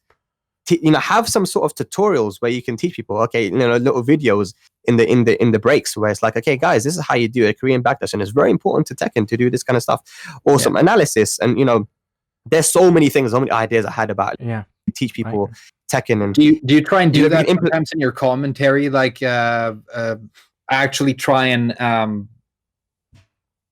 have some educational commentary as well, not just like saying that, you know, that this move works this way, but actually like something to practice for those who are interested in this character and stuff. Is that something you think about when you do commentary? Yeah, 100%. You know, it's something that I wrote down. So I have like a list of things that I write down on my notes on my phone of like things that I should do. And you know, one of them is like what me and Bubsy as a commentary pair we've always done, and why people say to me and him that, you know, they really like us as commentators, because we always try to break down the game. We'd say, okay, it's Elisa versus King now, let's talk about this matchup. So, you know, and we talk about matchups and specific scenarios, because there's so many like little weird things. Like, for example, so I taught Arslan recently that, you know, Zafina's Scarecrow down forward 4, which is -14, if Lord tries to do while standing 1-2, it goes right over it. It doesn't punish. And because he was playing Zafina versus Law. And it's like, you know, that's a very specific matchup thing. But it's important, though. It's important because it's a -14 low, which Law can't do a 13 frame punish against. And it's like, you know, these things I try to teach, you know, in commentary is hard because when a match is happening, you can't really always break down things that are happening, like, because it's very fast paced. But I always try to, you know, give information as much as possible, but it's not enough. Even if commentators do it, you know, having an analysis desk or something, or just something in the breaks of Tekken World Tour tournaments, where, you know, you have any, like maybe some content creators like yourself, Arya, or Frame, or, you know, someone you can make a video and have it featured on the Tekken World Tour and just in the breaks. And then the game itself, again, needs to have some sort of thing where it can help you feel like you're getting better, you're getting reinforced, and you're also learning the fundamental shit in the game. I agree completely. And I think another thing that's weird to me is, okay, you go into the game right now, say you bought it today, you want to learn it for the first time, there's no tutorial mode, nothing on the screen, but there's a story mode and a single player mode. I think a lot of people go there first, unless they're specifically getting into it because they want to get into competitive play. And what ends up happening is the game forces you to play Heihachi, and then it also has this condescending kind of stupid feature that I hate, where you have combo shortcuts where you can like hold down a button and get these. And that's why I get like a little bit worried when you talk about what if we have a simplified backdash and stuff like that. When you put easier workarounds in, it kind of becomes excuses for people not to learn how to do it properly. And I actually talked with some of my viewers recently. They were like, do you ever use the L2 combos? And I didn't know what they were talking about. And they had to remind me that feature was even in the game. Because it's so fucking useless that I've never thought about it. But I do think it can be a hurdle for new players. But instead, you go in and it's like, welcome to Tekken. Here's the tutorial mode. And it's exciting and it's fun and it's got some character to it. That could be a great idea. It might be one of the main things to focus on for the next version of the game.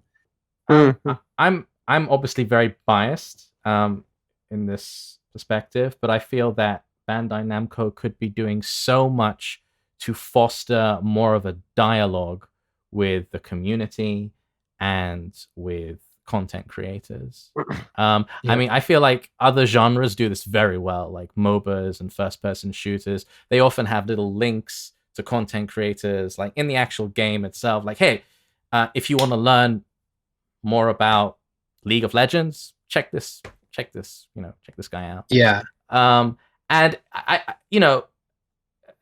we've talked a bunch about how like there are so many good content creators for Tekken, and Bandai Namco are so resistant to reach out to them. And it almost feels like on the one hand you have this incredibly deep game that is clearly designed by people who really know what they're doing, but on the other hand, from the marketing perspective, it's like they're almost ashamed of this depth. It's like they don't want to reveal it because they feel it might be too intimidating.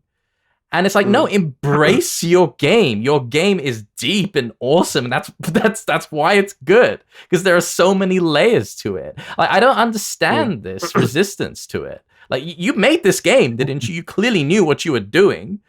Like, a lot of the decisions are done by a very proficient team. I just feel like the left hand and the right hand aren't in sync here. Like, yeah, I mean, a lot of these problems would just be fixed if you just, I don't know, made a tutorial mode. Because and then they'll be able to embrace how deep they game, because they'd be like, you know what, we actually have a way of teaching you. I have a question for Celina. Like, were you surprised at Tekken's lack of like a tutorial type thing, like a mode or teaching you the game when you started picking it up, when you just first played it, when you were trying to learn the game? Personally, not too much, because I started off from a beginner class that they had at a local over here.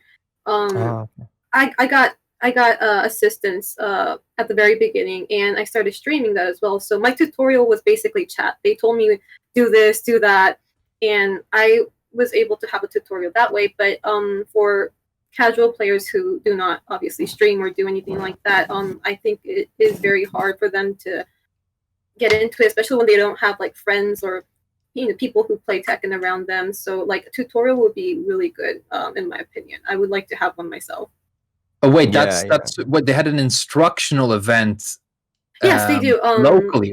That's awesome. Where are you based, Red Bull, right? if I may ask? Red Bull. So yes, Red Bull Gaming Sphere Tokyo. We have it every Tuesday. It's called Fighting Tuesday, and we have games like Dragon Ball FighterZ, Soul Calibur, and Tekken. And specifically for Tekken, they have a beginner's class. They stream it. We have a pro gamer teaching us, and I just walked in. I wanted to start picking up the game, and they'll ask you, okay, what character do you want to learn? And I said King, and they gave me a sour look. But why would a beginner use a King? Kind of like that. But when you're a girl in Japan, you're supposed to say Elisa or Xiaoyu, but it's kind of cool that you didn't, you know? And I because my instructor gave me a sour look, I said, well, I am kind of interested. I used to, when I played Tekken 3, I did play Xiaoyu, and they were like, okay, then let's go with Xiaoyu. And I was like, I kind of felt I felt that they were relieved. So I was okay. No, we're going with King. Let's go with King. It just made me, it just lit the fire in me. So for you, it's the right choice. Out of curiosity, why did you settle on King? Very, very weird reason. I just thought it was cool because every time I've been watching matches. I was never into the game, but I've been watching like streams or tournaments, and I just thought it was cool how he doesn't talk. He just growls, and that was the only reason. That's a good point. I should play King too. What is King? Because his tail moves, and he makes jaguar noises. Like, what is he? That's why I just like how mysterious he is. I mean, obviously he has a background story, but yes, a silent fighter, I would say. I just like his attitude. Yeah, that's cool, man. It's a fine reason. It is a fine reason, indeed. Yeah, like I mean, he's obviously based off Tiger Mask. A lot of the characters are based off some kind of anime or film. Actually, I've noticed a trend with a lot of the recent characters. They're more based on anime, whereas I think in Tekken 3 days, a lot of the characters were based on more kind of mainstream media. Like Brian is clearly Rutger Hauer's character from Blade Runner. Yeah, well, movies were good back then, which is a big thing. Yeah. That does help. That does help. But that might be a reason why Tekken 3 was so popular at the time, because it really tapped into kind of a a mainstream aesthetic. But there are like so many more of these like little like separating between depth and stuff, beer foam and beer kind of questions we have on the list. I feel like we're constantly just like, we reiterate the same point. I'm like, is this fluff? And everyone's kind of like, nah, it serves a purpose. And then, like, for example, we just quickly run through them. Snake Edge style seeable lows, useless high level play, just a barrier for beginners, and a pure pain online. What do you think about them? I'd be fine with Snake Edge being gone. I mean, it has its use. Like, even I saw Mr. Naps use Snake Edge go under high. Someone did like a tag in, and then they do like. Yeah, that's the difference when you use them for because one thing I've done with Snake Edge characters as well is somebody just a spring kick get up, towards you, and you're just waiting because you knew they were going to do it, and you're going to whiff punish. If you start doing Katarina Snake Edge and they land into it, it's actually your highest damage launcher. So you can come up with scenarios where they are genuinely useful in a way that works. But I've also made videos saying that they are such a beginner trap that they really seem to damage the development of players because at lower levels, people love them, right? Can I ask a frank question to Celina? Yeah. Do you use King's fully crouch down forward one? That's different though. That's a different kind of move though. It's yeah. Because I feel like at your rank, yellow ranks, a lot of Kings see his while standing 2 and his sweep from his crouch, his fully crouched down forward 1. They see that as a sort of mix up. Do you use that a lot? I do sweep. Yes, I do. Yeah, right. I'm not sure if I'm mixing it up right, but yes. Well, the thing is that's not a mix-up. It's seeable. I mean, like you're supposed you can see it on reaction and parry it every time. But yes, like that's a perfect example of a trap. Like the game has taught you, like, this is a mix-up, and you will see a measure of success with it at lower levels of play, even up to intermediate levels of play, online, and maybe even to higher levels of play. But it reinforces a kind of a wrong way of playing the game, and that's kind of time lost that you could have been spent improving your fundamentals. The thing is, they're fun. They're fun. Doing these sweeps are fun, and when people play casual, are they fun? Are they fun? They are fun. Do you know when I play? They're fun offline. They're really fun offline. They're not fun online, but they're really fun online too, bro. Look. I'll be the first one to say, in Tekken 5, Tekken 6, rubbish online, laggy as hell. I'm playing the character I'm gonna snake edge you. I do it in this game too. If I'm playing, I see Ghost in the chat, I'll snake edge him. I don't give a damn. It's fun. It's not good, but it's fun when it hits, And the other thing is, they are useful in some capacity at high level. In Oki, Fergus mentioned Jimmy when he used it to punish someone's tag in. And like certain situations, like even as block punishing, actually, you can use Katarina's Snake Edge, for example, to punish Jack's Rage Art. Like certain situations, it is useful and it's fun at a casual level. But like, if a move like that is connecting at a high level, it's generally on counter hit. So why not just have a low counter hit launcher instead of something that? They're boring. Yeah, I think those moves are fun. But they fall into a different category because for them to be good, they have to be semi-seeable to unseeable because they're still going to be launch punishable, and you can't. They wouldn't work if you made them as slow as Snake Edges. But yeah, Snake Edges are. They're also sort of part of the game. Yeah, I think instead of removing them, just fix the netcode so we can react to them better. Yeah, fair point. Brilliant. Because that's why I said I think they're fun offline, Spag, because when I was playing with my friends, in Sweden offline, and somebody did Snake Edge, everybody, started getting hype, and we threw shit at one another, and you punched the guy who Snake Edged you, and it was great. It was like really exciting. But when you're like, if you're in a laggy online match and the guy just like keeps doing it, even if you're blocking them properly, it's kind of sad. It's kind of like watching somebody like desperately trying to do something a little bit pathetic, Fergus, you remember when Imma hit JDCR with Anna's down back 3 offline twice at tag 2? JDCR got hit by Anna's down back 3. If he didn't get hit by it, it's all right. It's viable. It happens. Yeah. It happened. Yeah. I'll never forget that. And he was the only one to take games off him that tournament as well, I think. Yeah, he was. Yeah, and his down back 3 on JDCR in Tag 2 when he was undefeated. Madness. But yeah, and look, they're fun at a low level, offline, online, cool, whatever. It's fun. It's not fun to get hit by them. It's fun to hit them. You're a Katarina player. You're obviously biased, though. I don't play anymore, but now I've got even better Snake Edge with Zafina. But you know what?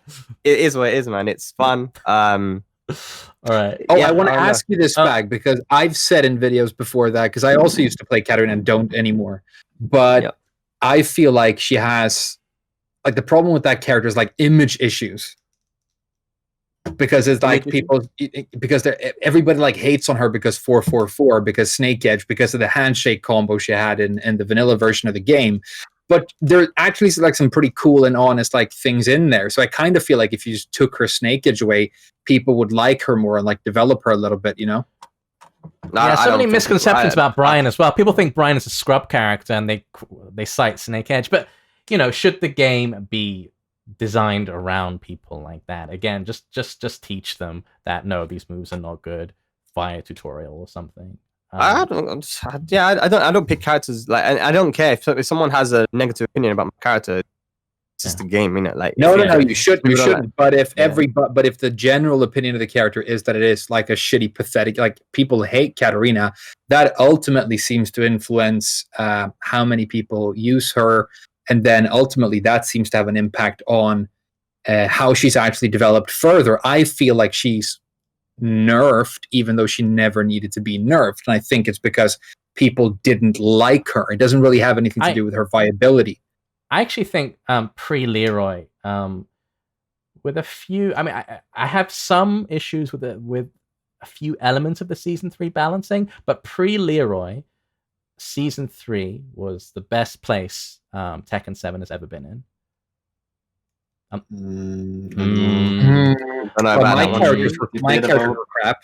No, I think in terms of overall balance. Like, do you remember Season 1, Kazumi, Jack? I mean, Season 2, Jin, Steve? I mean, no one wants to go back to that. I mean, Season 3, before they introduced, like, arguable pay-to-win DLC, I think it was the best place we've been in for a competitive perspective for Tekken. I think Season 2 was, man, with the exception of Steve, Jin, and Geese. All they had to do is just tone those characters down, and we were Gucci, man. And I think certain moves which would flip over, like Yoshi's QCF1 and these things that were added in. It made the game volatile, and then they added in this huge wall carry, and the average damage of everyone went up as well. Yeah, I didn't like that's where we're at the moment. I mean, I think when it comes to like a fair, balanced game, Season 2 was pretty good, with the exception of those few characters.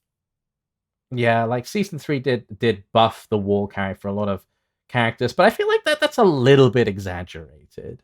I don't think it's night and day as some players make it out to be. Like, even by virtue of the screw system alone, you were often hitting the wall even in Season 2. I think everyone's acting like Season 3, everyone suddenly has gonzo wall carry, when it's not that different. A lot of people did, but then now you got characters that have all these strings which have just made it easier. Look at Dragunov, look at Jin, look at Josie. Like, why Jin? How would Jin? Yeah, honestly, I sort of see your point, but I think I don't actually agree, because they did do it to a lot of characters. Like I said, Jin, Josie, Dragunov, Eliza got a completely new one. This didn't so much affect the wall carry, but affected your chance of getting a high wall splat. So it didn't really change that overall wall carry that much, though, but the type of splat you get on the wall. Again, I just don't think it's a bit exaggerated when it comes to like Season 2, if you get high wall wall carry, splat, Season 3. It's more damage, of course. Carried further, if the wall was further away, then that would be a normal wall splat, but lower. So the 4-4-3-3 with Eliza. That's look how far that carries, man. You're always inevitable. Or someone said in chat, like, something like Anna's while running 2-3. It was just such an unnecessary addition to the character. Anna got it. Nina got it. Better. Katarina sort of got it because her new spin move in the middle of the combo gives her like one more harrier in the area. And she already has the back 1-1 for that really high ender as well. Guys, because we're pushing 2 hours right now, and there's still a lot more ground to cover. I just want to talk about like Dinosaur, who's a regular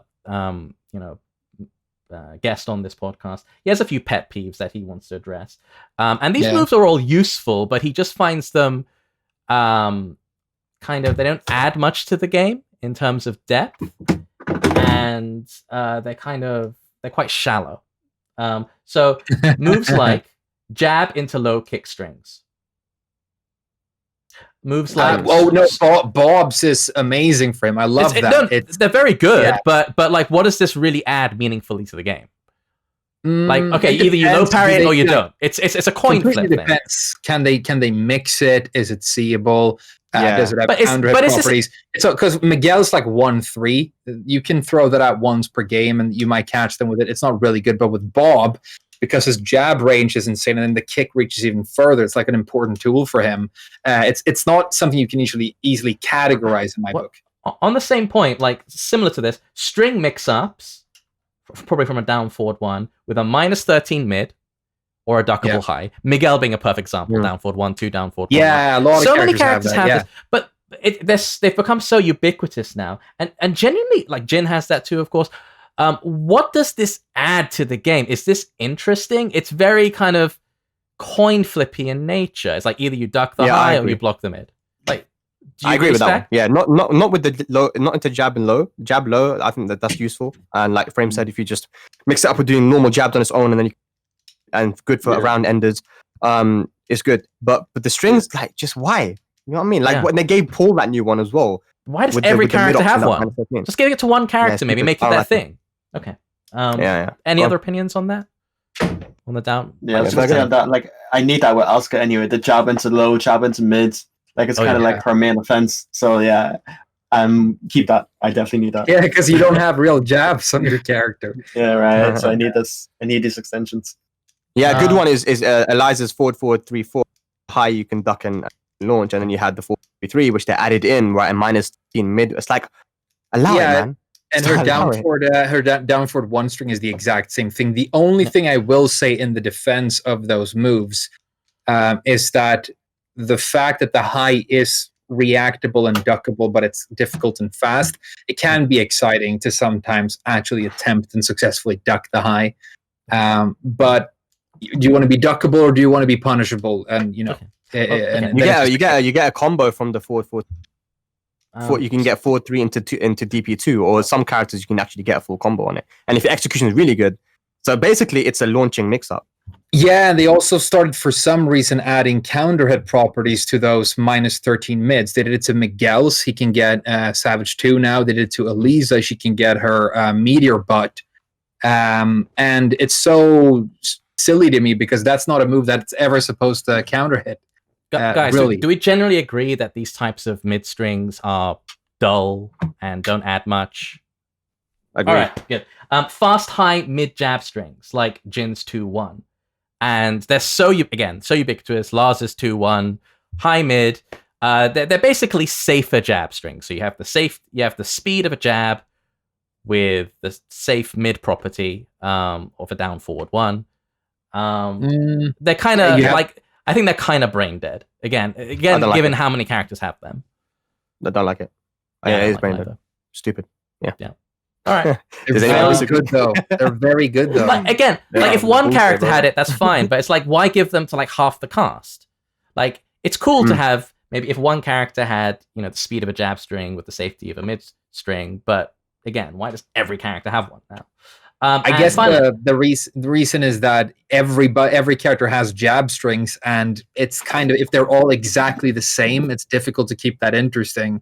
So everybody has slightly different jab strings. Some people have some characters have a mid for the second attack. Some characters have a stance transition after the second high, stuff like that. It's fine to me. I don't have a problem with it. I feel it's more a problem related to how big the roster is. I feel like we have 49 characters now, and I feel if it was a bit more, if the movesets and the character diversity was a bit more focused, you could have that one character who's like, yeah, I have safer jab strings, and that's my thing, and I have my down forward 1-1, and that's my thing. But when the character gets, when the roster is this big, 2-1, right? But then his 2-1 impacts at 11, so it's a give and take. He gets slightly slower, but slightly safer jabs. That's design in a way. Yeah, I just think with a roster this big, it's inevitable you're gonna get some copy pasting, and we're gonna talk a bit later about whether that's a good design choice or not. Okay, so finally on this whole beer foam versus beer thing, the opaque throw system, left versus right animations. Only it doesn't matter when it's generic throws, and there's 1+2 breaks. But there's King's Giant Swing, but there's Shining Wizard, and then there's multi-pass and back-turn throws where it looks like 1+2, but you don't have to guess because you can break 1 or 2, apart from where it's Fang or Horag, etc. So basically, the throw system, there's no consistent rules. Go back to the way it used to be in Tag 2. Do you think? Yeah. I think that it being that you can break any throw with 1 and 2 and make it a 20 frame break, like it should go back to, you should either get rid of the 20 frame or just one or the other. You shouldn't be both. Do you know what I mean? So I think that what they should do is get rid of it being, so you have to choose the arm but keep it as 20 frames. Well, just to clarify for anyone who doesn't know, in previous Tekken games, the break window was only 15 frames. Now it's 20 frames, so it was tighter. And now all generic throws you can break with either pressing 1 or 2. Again, like there are so many layers to this throw system. I think I agree with Dinosaur that it has to be simplified. And when they tried to simplify for Tekken 7, they added just another layer of complexity. Like, so generic throws are like this, and they operate completely differently to command throws. Again, I mean, Celina, what do you think of the throw system as a King player? Do you enjoy, how do you use throws in a game? Yes, I do. Yeah. Recently I've kind of calmed down and I used to spam a lot, especially because I was in a very low rank and it works. So I'll do whatever works, and if they can't do anything about it, I'll just keep on doing it. But lately I've been learning from experienced King players over here in Japan. We've done some tutorial videos together, but it's, to me, it's really like when the throw becomes a habit, I just can't stop doing it. But then, as I get higher in rank, they easily break my throw. So, generally speaking, do you find the throw system a bit opaque and overly complex? Like, for example, did you know that generic throws can be broken with either 1 or 2, the left hand or the right hand? Yes. But command throws can be broken. You have to see the hand. Yes, I've been told that. Yes. Okay. And what do you think about seeing hands? Do you think that should be necessary? If I had to go against the King player, no. Yeah. But then, as a King player, I just think that it brings more, it makes the game interesting, if you ask me. But then again, when we're talking getting new players in, and people just getting fed up every time they match up with the King, they just get thrown over and over, and they can't. I have a mixed feeling there too. Yeah. No, look, I just want to reiterate, to everyone watching, that the reason Celina is on this podcast is because she is less experienced than us, so she brings a valuable perspective here. Yeah. The whole point of this podcast is a Tekken player's journey, basically, and we're all kind of past the point of looking back to a degree. We can't see the forest from the trees. As players or as people. And it's an important perspective. So, chat, shut the fuck up, please. You fucking noobs. Come flex to 10 me, man. I'll fucking beat all of you, bitches. Yeah? Come play me. Money match me, innit? Money match me. I'm just kidding, man. I'm kidding. Why do you think fighting games are intimidating to people? Here's a person who's giving an honest chance at trying to learn a very complex game. Encourage her. What the fuck are you people doing? Seriously. Twitch chat, I get money back me in it. Come. Sorry. I have thick skin from streaming myself, so I'm sure you do, but you shouldn't have to deal with this shit. Embrace honestly, the people coming into the community.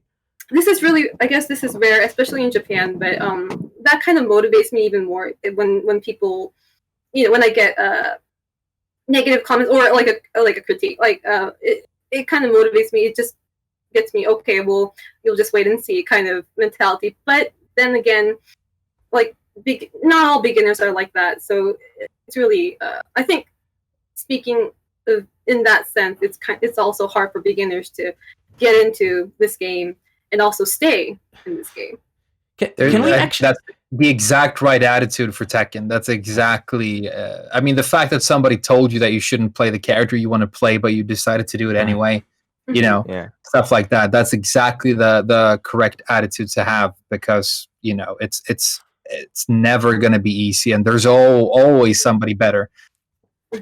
And then you became the most accomplished and celebrated tournament player in the world, but then some guy called Arslan Ash shows up from Pakistan, and now he beats you consistently every chance he gets. There's always a bigger fish. So let me tell you, like when I was when I learned about my offline scene, and I went offline to some Tekken 6 tournaments. I remember, no one, the Tekken scene in London back then, I felt like they obviously were very good players and good people that I now know, but back then as well, there was some very, very toxic individuals in it. And I didn't like it. Even just watching from the outside, I'm not even talking about people saying or doing anything to me specifically, but even just seeing the kind of what was the interaction between people, I was like, this is not a community that, it looked weird to me as a new player, right? So when I was going off, let's like near the end of Tekken 6. And then I remember I went to a Tekken Tag 2 tournament. This was Eurogamer, right? So the game just got released. And again, I'm not that good at the game. I haven't learned about frames. I learned most of my Tekken through Tekken Tag 2. So I'm going to this tournament, and the Tekken 6 scene is there too. This is the London scene, and I'm playing against this person, who's a commentator, and he's a well-known person in the community. No names. And I'm playing, and then this person behind me is like, "Oh, he doesn't even know how to punish," and I'm like, why would you? I mean, it would have been better for you to just be like, "Oh, after the games, yeah, I noticed you didn't punish that well. Maybe you should do this and learn here, and here's a website where you can learn frames and stuff, and this is a video you can," you know what I mean? Instead of be like, "Oh, he doesn't even know how to punch," and that same person who said he doesn't even know how to, I beat that person in tournament on stage right after that. So you're a clown. You are a clown for losing, and I didn't even know frames. You're right, and I still beat you. That's how bad these people were. And then so me, I decided, what, I need to learn, because I lost in grand finals in that tournament. I said, what, I need to learn frames. I need to learn about these things, because even though they're being bitches, they're right. I need to learn this shit. So I learned about it, because I was very competitive. Not as much nowadays. I'm more chill, commentary and all that. But I was very competitive back in Tag 2. I was like, I don't give a fuck. I want to beat anyone. And me and Fergus met as well online in a very funny way. Playing double Eddie versus shitty Lings, and my Lings were sick. Your Lings were crap. And then we learned and. I'm not letting that go. I'm sorry. I'm not letting that go. Sorry. We'll talk about that. We had a community going, and we learned to, even Bronson joined our little Skype group, and he started teaching us little things, and that's how we learned, innit? And it was good for me to actually have that community online to learn, and then go offline and have people respect me because I beat them all. It's like, that's it, having that fire in you, not letting people keep you down. If someone says you're shit, say, fuck you, you're shit. And I'm going to learn the game. I'm going to beat your ass later on, innit? It is what it is, man. I think I was really lucky that when I got into fighting games, the community, it was still offline. Community was still offline. Like when I started trying to learn Tekken, I went to the arcades in London, Tekken 5. People like Dinosaur, Starscream, Cobra Commander, Christina, Inti. I made friends, and it's they taught me Tekken, and my positive association with Tekken is connected with the friendships I built through it. And I think it must be a very different story nowadays, especially in this COVID era, where the community is mostly online. Of course, it's much easier to be toxic online behind a veil of anonymity. I'm not even sure, would I have stuck with fighting games had people been toxic to me whilst I was trying to learn? I'm not sure. Would I have just thrown up my hands and been like, fuck it, I don't need this in my life? I mean, but there are people in London who if they saw a new player, they'd be like, not hello, how are you? They'd be like, are you good? Yeah. The first thing they say, are you good at the game? Yeah. And it's like, I don't even know you. Like, you haven't said hello. And, are you good? Nah. And it's like, and then you walk away. So sad, like so sad. Do you know what I mean? Like, I'm happy where we are at the moment in the UK, man. But back then it was fucking weird, bro. Shit. Yeah. Like, you guys weren't even good. I don't know why you're asking other people if you're good. But shit. Like Nobody's like, good. I That's people- the point with Tekken. Nobody's good. I mean, you can go watch like tournament match between two of the best players in the world right now, and if you know what you're looking for, you can start counting mistakes. Sometimes there's several mistakes a second. Oh, yeah. Sometimes they hit that magical like flow where they do the exact perfect thing, but nobody's like super good at the game. Some people make mistakes slightly less frequently, but I have to say, I don't know if you have the same experience. I guess I kind of want to ask you, but my experience with people who are good or advanced players, tournament players, whenever I've met them, people who are, at the top, they're all like super encouraging and cool. And I think it's because when you've gone that far, you don't really have anything to prove anymore. And so it doesn't really make sense to talk down to others. It's that old stupid playground bully thing of a person who feels the need to talk down to or criticize others is somebody who isn't confident in their own abilities, right? Yeah. So like it's yellow ranks trying to bully green ranks or whatever. Yeah, if we're going to use a Tekken metaphor, yeah. But everyone is a scrub. But then you go meet like Nee at a tournament, and I've just exchanged a couple of words with him once, but this like super soft, humble guy, and everybody I've met who's like seriously competitive at the top has been like super cool. Almost nobody talks shit. It's uninteresting, I mean, at least here in sorry, go on. Sorry, I was just saying, at least here in Ireland, like I have a thing where it's like I fight a lot of people to my house. Like the community is basically in my sitting room, and I just have a rule: if you're not weird, you're not toxic, you can come and play with us, right? That's literally my only criteria. Like I even had someone in the chat in our Discord that we have. He said he was in the scene for like a few months, and he said, "Wait, I didn't realize he made it to the finals before. Like he didn't know who I was, like obviously, but like." I didn't say anything. It's like, if you're cool, you can come and play here. And then he wasn't even aware of what was going on in the scene, like, what I did before or whatever. That doesn't matter, right? That's out of the way. That's out of the window. It's just, we're here to play Tekken. Just come along, like. It's all about good time. Yeah, I agree. Yeah. Do you think? I think from what Frame said, it was like, it's not just about the fact that they're top players, it's just like when you're that ingrained into the scene, you start having so much passion for the community. You just want to see the community grow, man, and that requires to be, to meet new players. When I'm like, there's a lot. I went to so many tournaments last year, man, and we even had these WSO that we ran from the Red Bull Gaming Sphere and I was very busy on commentary, but. If I see a new player, someone I haven't seen before, he comes and he's at a tournament, I'll try to speak to them and say, hey, man, like, just try, as a community person as well, it would be good just sometimes just having someone to talk to and having that conversation will make people think, hey, do you know what? Maybe I should go offline again. It was fun. It was nice. People came and talked to me. Having one person, like the reason why I kept going back to the arcade when I went to the Heart of Gaming, the Heart of Gaming arcade that we had in Acton back in London in Tekken Tag 2, I wouldn't have gone back again if I didn't have someone to talk to. And guess who that person was? Guess who that person was the first time I went to the Heart of Gaming? It was, there wasn't many people there because there was train strikes happening. But the one person who spoke to me, Bubsy, my future commentary partner, he was the first person to say, do you know what? Hey, this guy's been waiting to play. Let him play. And then we played and he's asked me questions like, oh, so, but what's your name? And, oh, that's cool. And we just started talking. And I was like, do you know what? If no one spoke to me, I would not have gone back there. But then I went back because, he spoke to me. Just one person can make a huge difference. If you see someone new, talk to them, man. And just, I don't know where I would be if it wasn't for Bubsy, honestly, like just to, in an offline sense. I want to ask a question to people who have experience of being in multiple different competitive communities. So if you, for example, you're part of the Street Fighter and the Catherine and the Tekken 7 community. Fergus, you play Street Fighter 5, Soul Calibur, Tekken 7.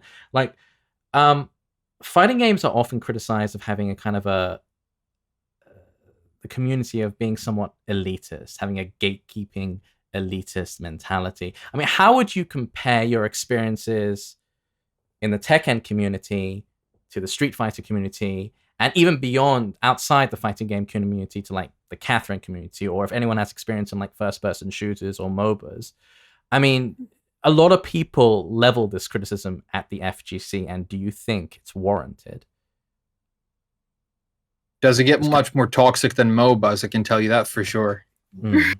You go I have into no a experience. random 5-player game and the wrong person tries to go in the middle lane and your 4 teammates send you hate mail and quit instantly.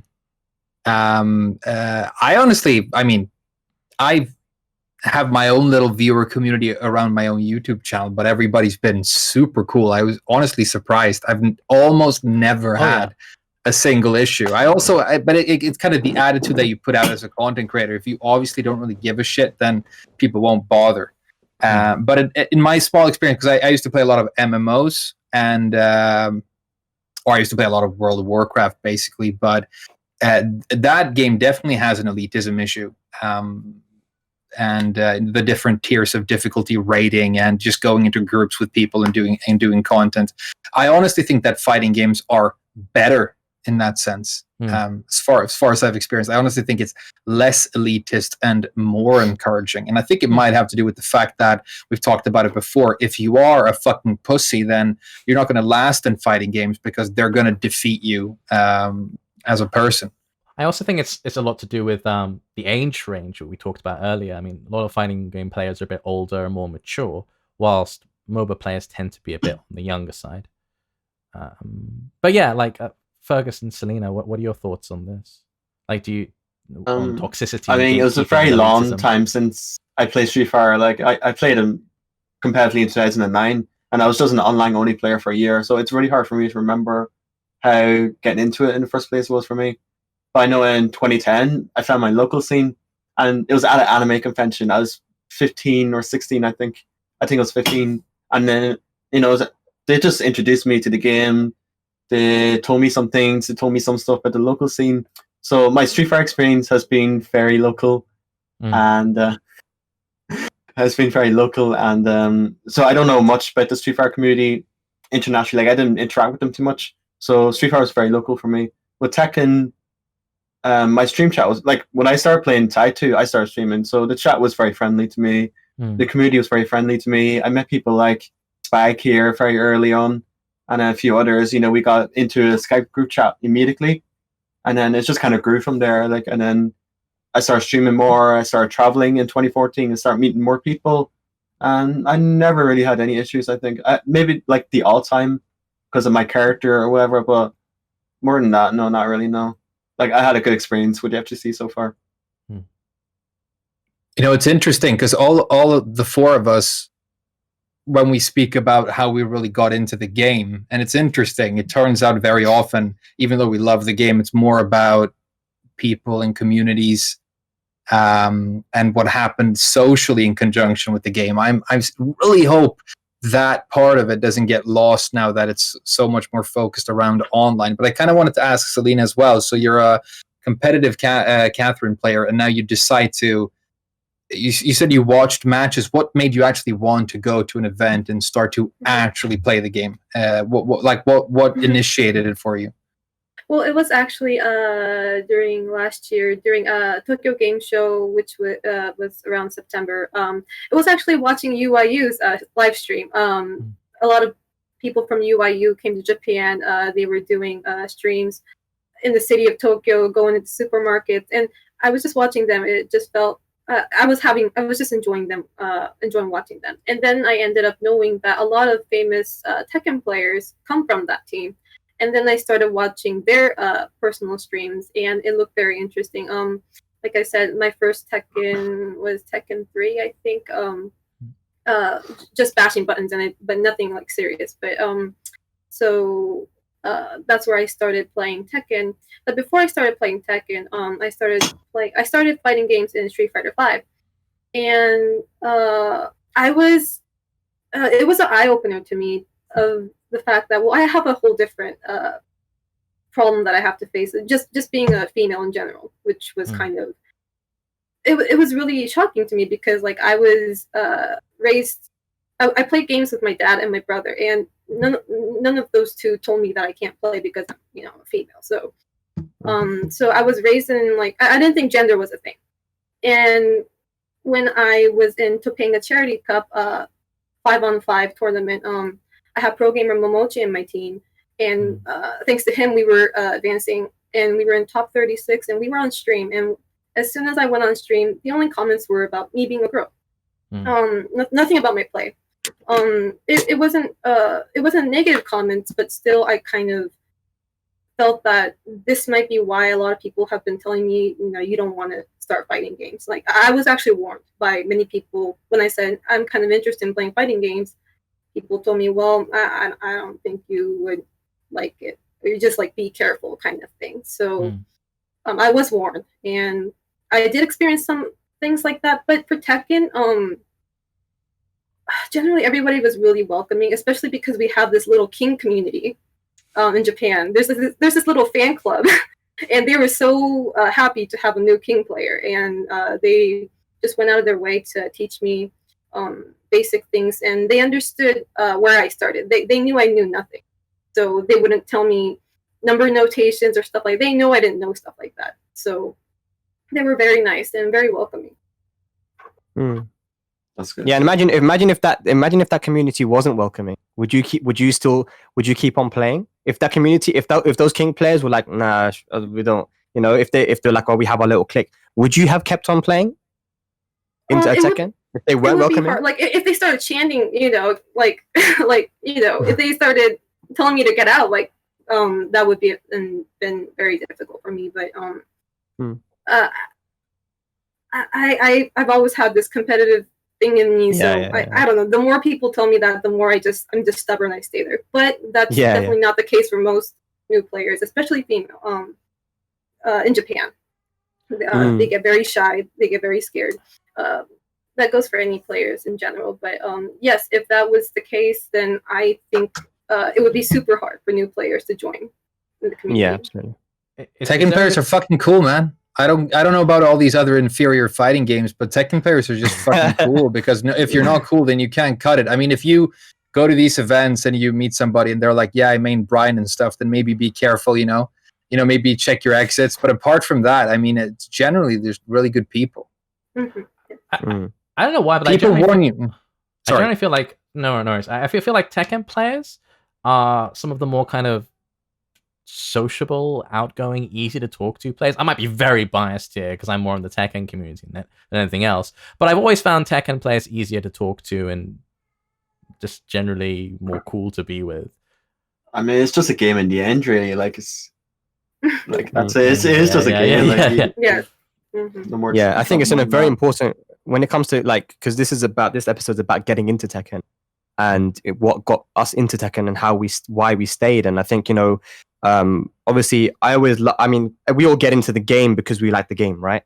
We buy the game, or with the legacy of the game. We played it before when we were kids or whatever, or you want to play it now because it looks cool. But you stay. I think that a lot of people, they stay in the game because of the community, whether it's online or offline. If everyone online, let's say you don't go offline a day in your life for Tekken, but if everyone's an asshole to you online, then you're like, why the hell would I keep on? Why would I still play this game? And for offline, if the communities are not welcoming to you, if no one talks to you, or your people are rude to you, then you'd be like, this is the toxic. Why, like Fergus said, it's a game. Why do I want to be involved in this shit? I want to play some other game. So community is very important. And I remember before I ever went offline for any talk, before I even learned about my own European scene, I used to watch Aris and Rip a lot. Aris and these guys used to go every Wednesday night fights at Super Arcade. They used to have Aris used to run these things called Win God Fist Fridays, and I used to I had a look into this community, this offline community that I've never seen before of people going offline and playing Tekken and having jokes and laughs on commentary and stuff. And I was like, do you know what? That's really cool. I wish if I was in California, I would go there. I would definitely go there. And I thought, do you know what? Let me look into my own scene. Let me look into my own community and see how that is. And then I found out, it's not as fun as the California scenes seems. But people who were in California that I knew that were kids, like maybe 15, 16 years old, these guys also used to watch the streams, and their first experience was also going to these Wednesday night fights and Win God's Fifth Friday and all these kind of these places, because in Super Arcade, because the community feel is very important, and it gets people wanting to go there and be a part of it. Because if they see it online and they're like, this is sick, this is so cool, then they want to be a part of it. I wanted to be a part of it too, and I was from fucking London, bro. So I think we're in a good place now, especially in the UK, where like we have a good community. People see offline tournaments and they want to be a part of it. And I think us guys as content creators, players, and community leaders, I think we need to welcome these people in rather than being dismissive like certain people were back in the day. And the other thing is Twitch chat. This is I want to say not to take the Twitch chat too seriously. Not you guys, because you guys are all awesome, like watching right now, most of you. But for example, when I was at Berlin Tekken Clash, sorry. This was the Challenger event in Germany, and it's the first time I ever got pissed off on commentary and I just stopped commentating, just tell the chat to shut the fuck up, because there were 3 cosplayers that came from Poland that were preparing all year just to go to this tournament, right? 3 female cosplayers, yeah? And actually 4. They were preparing. This is like, because they don't go out to many tournaments. This one was the one they were invited to by Delista, the organizer of Berlin BTC. And they came down. They were super excited, man. They were telling me how excited they were to do cosplay. And they came, and unfortunately, very unfortunately, so the commentary is on a couch. Imagine it's on a couch. Now you have 2 monitors. One monitor is the game for me as a commentator, and the other monitor is just Twitch chat. Huge mistake, massive mistake, because you got the Twitch chat on a own separate monitor, and people who were standing, they were allowed to stand in camera shot right behind the couch. It was a very unique setup, and unfortunately, these cosplayers read the comments because they were on camera, and very disgusting comments. Now, for me, I was like, it's standard Twitch chat, but actually, in the break I had on commentary, the cosplayers came to me, and they wanted to speak to me. I went around and they said, "Look, one of them cosplayers is in tears. She's crying so much because of what was said in the Twitch chat." Later, they said that it didn't really affect us too much, but then later on, they said, "You know what? It actually did, because the second day they didn't come in cosplay when they were meant to do it the whole weekend." So Twitch chat can be very, very toxic, especially to females. I know Celina's saying that it doesn't bother her too much. She has always got the drive, but it can't feel good, right, Celina? It can't feel good when people are saying horrible things. It does make the chat messy, and it does. It's never a good feeling. Yeah, never a good feeling. Yeah, I mean, even if different people respond differently, it's like one girl was crying, the other one was like, "Yeah, fuck," but overall, it's negative, isn't it? So I want to say, just don't take I would say my message is to when we talk about community, don't look at the chat. Don't think of a chat as the community. It's not a representative of I think when you go offline and you see these people, or the players, the people you talk to in forums and this, that's more important. I think it's very important to keep in the game. To an extent, I think toxicity on Twitch chat is unavoidable. But do you think more could be done to moderate Twitch, or more should be done to keep just more mods, isn't it? That was it. Like there's like for Tekken, for Tekken channel specifically, like people who have like a name sort of are given mods, right? Like players or commentators or whatever. But unfortunately, if I'm at a tournament, I'm not modding the chat. And all the commentators are going to be at these tournaments, these big tournaments. And I was watching the archive of the Tekken World Tour finals, or just the LCQ, and I saw an absurd amount of racism towards Pakistanis, man. And there weren't hardly any people there, because big players are going to be at this. Let's say, for example, I don't know, Anakin or me or someone, like, we're going to be at these big events, so we're not going to be able to mod. So I think it is something that has been highlighted, and I think they know, but they need to give mod to people who are trusted in the community that are watching these events, and do a good job in regulating the Twitch chat. I think that's probably the only thing you could do. What are you going to do then? Like, teach people to not be idiots and assholes? Because no one's been able to do that yet. People are still assholes. Right? It's how it is. Yeah, this is definitely a barrier for people who are wanting to get into this community, especially if your first exposure to a fighting game is, "Hey, this game looks cool, I'll check it out on the stream," and then you just see like this absolute nonsense, and it's it's not a good first impression.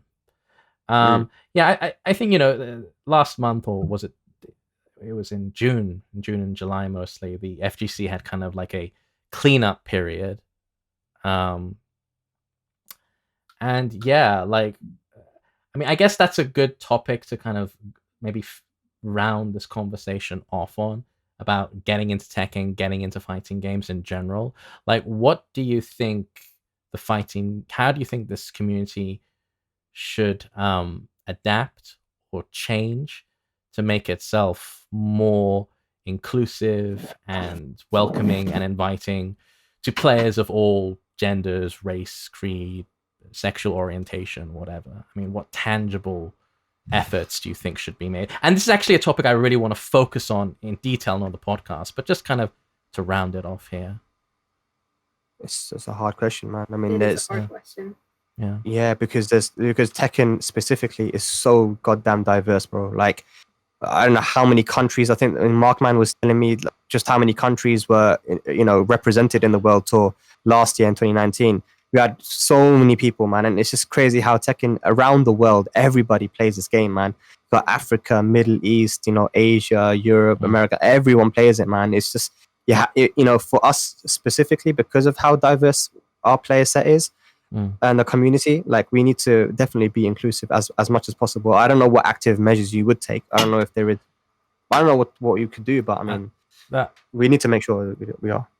Yeah, I mean, something I've always wished the FGC would have is some kind of committee or inquiry committee you could talk to if you face some kind of abuse in an event. Because I think, like, you shouldn't have to go on Twitter to...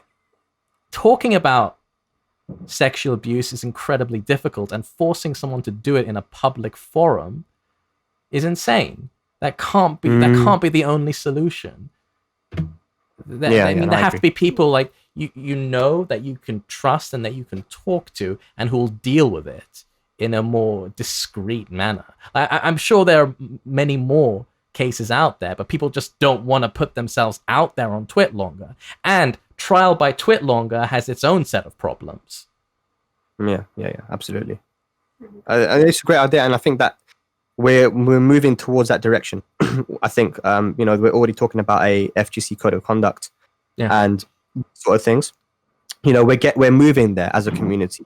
I think with the coronavirus and everything that's happened, and people in lockdown is helped to sort of really highlight these issues. And it's just surprising. I think it was a very dark time, with the period we're talking about, Arya, for not just the FGC, but games like Smash, man, goddamn, bro, like shit, that like scene. how much, like people looked up to, and they said that they loved them and they looked up to them, and that these people are just getting one after another getting cancelled. It's like and all these things coming up about them. It's crazy. So I think you're right, man. I think there has been a response to that, which is that the FGC code of conduct, which a lot of figureheads are helping to create. And I mean, we'll wait and see where that goes. But you're right, 100%. We shouldn't take someone to go to Twit longer for change to be made. Yeah, for sure. Does anyone want to chime in on this topic, or again, I want to explore this in more detail. I think this is a weighty issue, and I think this needs its own podcast. It is weighty, which is kind of like why I make an effort not to go into those areas in my own content. Doesn't mean that I don't have feelings about it, but I also have very little experience, because I tend not to really like hang out and socialize at events, and I don't have a Twitter, and I don't stream on Twitch. My own viewer community and the people I run into, is what I try and worry about. And I don't really know what the FGC is. I don't even know if I really think it's a thing. I definitely don't consider myself a part of it. It's like, a convention center somewhere, a bunch of dudes in cargo shorts and James Chen crying on a stage somewhere. I don't really care. But like you guys, I've met you and we've had a conversation, and it was nice, and I like you, and I try and keep it on that basis. My own viewer community, the only thing I sometimes have is, I guess because I'm a white guy, the only flavor it sometimes comes in is homophobia. But it is curious because I'm not gay, but I tend to flirt a lot with my viewers, and I get a lot of fun messages, like they want to buy my bathwater or my piss and stuff. I'm constantly getting comments simping on you, right? Which people love you. Because I take it as a huge compliment, actually, like if somebody sends me something like that. But I don't know, generally when you get like homophobia, you just flirt with them, and if they're genuinely homophobes, then they run away, and you get rid of them that way. But I think what Spag says is important. I want to emphasize, I mean, since I started learning about this game, Asian players, black players, we have this interesting explosion out of Pakistan. And I've played Tekken on several different continents. I have, a community here in Japan. I played with Swedish people back home, and my Swedish community was like, an Afghan guy, a Polish guy, and 2 Chinese dudes. Those were like my best friends. There's like, it's so diverse, and it's women and men. It's all races and creeds, and there's just obviously no place for any discrimination of any kind in Tekken. I don't think it's just. The FGC really opened my eyes, actually, in that respect. I when I was growing up, I came from kind of a posh, upper middle class North London background. I mean, you can kind of tell from the way I talk and the way I act, I guess. But the FGC kind of opened the world for me, because like there were no barriers. Like anyone could come in. All that mattered was your love for the game, and that's one of the most beautiful things about. Not just fighting games, but I guess any competitive activity. It doesn't care where you come from. It's all about your shared love for this thing. Yeah, absolutely. Yeah, definitely. And yeah, like Frame said, there's no space, there's no place for discrimination and that. I think the story of Pakistan. A lot of people, like I said, we knew that community was really strong, and just waiting for the day that they were able to travel, because they've had a lot of travel restrictions. And once they got onto the scene, I'll be honest with you, man, like as a Pakistani, I'm telling you that these issues that maybe people weren't seeing, I was seeing it, because the discrimination, bro. Like, do you know what I mean? How long has it been a thing? Pakistan is a Muslim country, and Muslims and stuff, like this whole war on terror and things, and this idea that's been pushed into people's minds of what Pakistanis are, what Afghanis are, and people from the Middle East. And I saw a lot of that stuff. People call me terrorists and this and Paki, blah blah blah. Like, yeah, of course. And we said, and of course, I got thick skin. I don't care. People say whatever they want. For me, but there is no place for that stuff, man. And and for me personally as well, like I had big plans this year of not just because Pakistan. I want to say that I was there to try to push them out and teach people about the community. And now, I don't need to do anything. Now they have so many like big players, and they're streaming now. They're doing such a great job, and people know about them. They're doing great. But there's a lot of other countries that I wanted to go to this year to try to push them out there, because there's other countries that people don't know about, that I know about, that are good at Tekken. I'm talking about Turkey, African countries as well.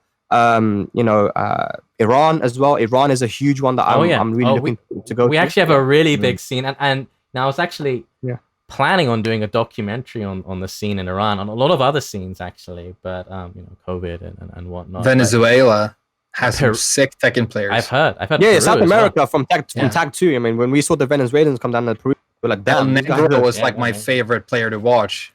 Yeah, I'm so excited to see what the next Pakistan might be. There must be a scene out there which will just totally take us all by surprise, and that's really what that was one of the absolute highlights for Tekken 7 for me. No, sorry. So just touch on the discrimination thing a bit. Like I would be on tournament stream often, right?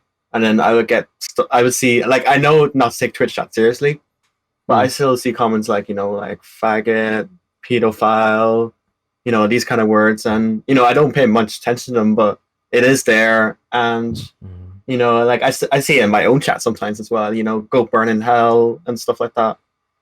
So like there needs to be better moderation in chats for like anyone that's different or whatever. Like there needs to be more moderation in chats. Take care of these. I don't need to read. I don't need to read the shit when I'm watching back. I want to see him review my gameplay. I don't want to see this shit in chat. Like against me or against anyone else. If they get banned, then it won't be in the archive, will it? Like at all. Like they just get erased from the archive. So it's just gonna be. It's still gonna be there. Like it's still gonna be there. Yeah, if they're not banned, it will be there. Yeah. And even then, like they can just make another account and just say this stuff again anyway. Like on Twitter, there's a bit of a drama recently. Last few days, we have a Lily player, and then there's been some like horrible things being said to her. Because there's like the controversy, and then some mid-burner accounts and start insulting her, and start making more and more accounts kept on insulting her, and it's disgusting. I really hope like this kind of stuff is looked up more. Yeah, absolutely. Like, Yeah, just more and it's hard to say moderation. it's hard to say don't take it seriously, because even though that is a position you should take, like that they're just scumbags. Like, when people are racist to me, I'll be honest, I don't get upset. Call me Packy, call me whatever. It's just you're sad. You're a sad little cunt. Like for me, I'm not upset. It's like, you know, it's just, but it's not nice, isn't it? And other people, they respond in and it's a different ways, bad innit? look to So- the community. It just is, brings all of absolutely. us down. It Yeah, there's hinders one our guy in- growth. Yeah, there's one guy in Mm. Europe in particular that's been harassing a load of people, like being racist it's against terrible. towards one streamer. Yeah, this guy is a horrible human being. You And, know like- what? Sorry. So whenever on Twitter, Yeah, go on, sometimes go on, people go on. will be an absolute dick, and then if you reply to them, you'll always get someone who's like, "Oh, don't indulge them; it only makes them worse." No, reply to them. Make it known that this behavior is unacceptable, especially if you're a community leader. Mm. You know, Yeah, I think. Sorry, Sorry. if we see that stuff in Ireland, we just stomp it immediately. Like, we don't have a place for that shit. Like, so like, You know- if that happens here, it's just gone. It's just gone.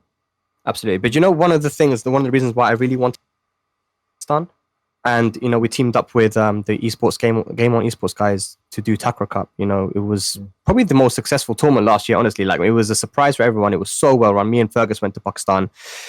I told Fergus this before we went. I said one of the main reasons why I wanted to do this is because I want to show people the beauty of Pakistan. People don't understand how beautiful that country is and how hospitable the people are. Pakistani hospitality is something, and Fergus now knows about it, you know. And a lot of people they have this idea of what Pakistan's like from the media. You know, this whole campaign against the Muslims and Pakistan and other countries.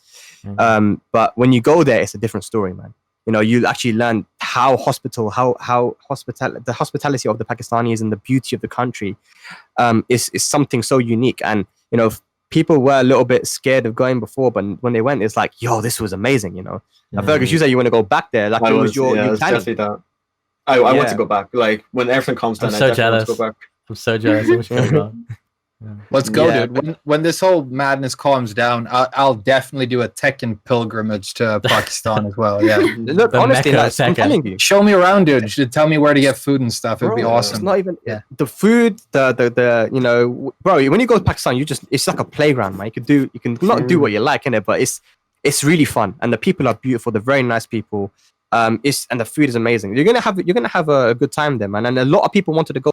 So this year they were gonna do Takra Cup again, but of course about a week ago they just announced that they've cancelled it because of the corona. But next year it should be happening, hopefully. And you know, it was given a challenger event status.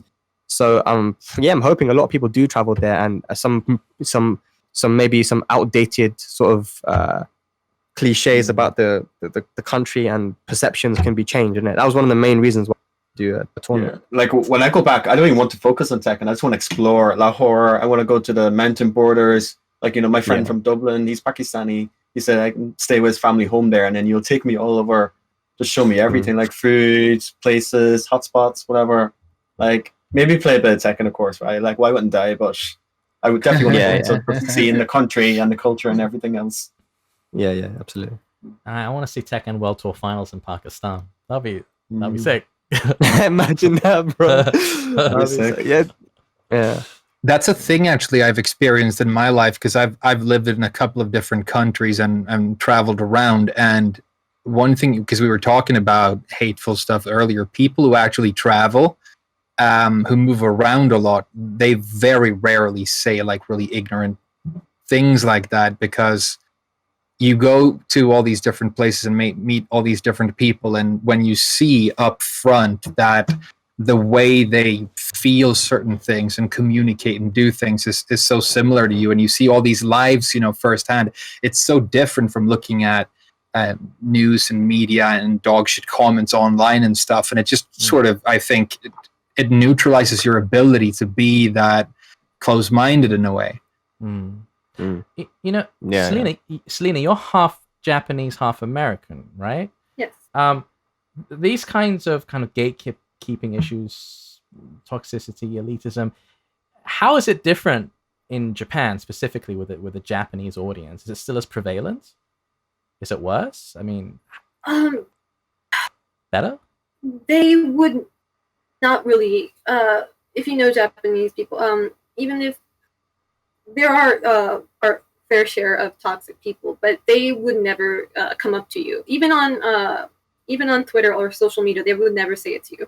They would talk behind your back, and then somebody will tell you, hey, they were saying this about you, they were saying that about you. So it's a different level of toxicity, if that makes sense. They would never say it to you, but indirect. it definitely exists. Yes. Yeah. They won't grab your ass, but they'll steal your underwear off the balcony. Japanese people are as toxic as any other group of people, but they're in a stealthy, roundabout way. Oh yeah, that's a beautiful metaphor, by the way. I don't think the creeps here have enough confidence to be honestly and upfront disgusting. So they, they find that's why we have the shutter sound on mobile cameras here and stuff like that. I got a friend who is who's half Japanese and half American as well, right? And Tekken a Smash player from he's from West Coast, and he was saying that when he was in Japan, like there were these two guys, and they were talking, and he goes that he was standing there, and they were just talking shit about him. And then this guy speaks Japanese, right? So because they just thought he's American, he doesn't know.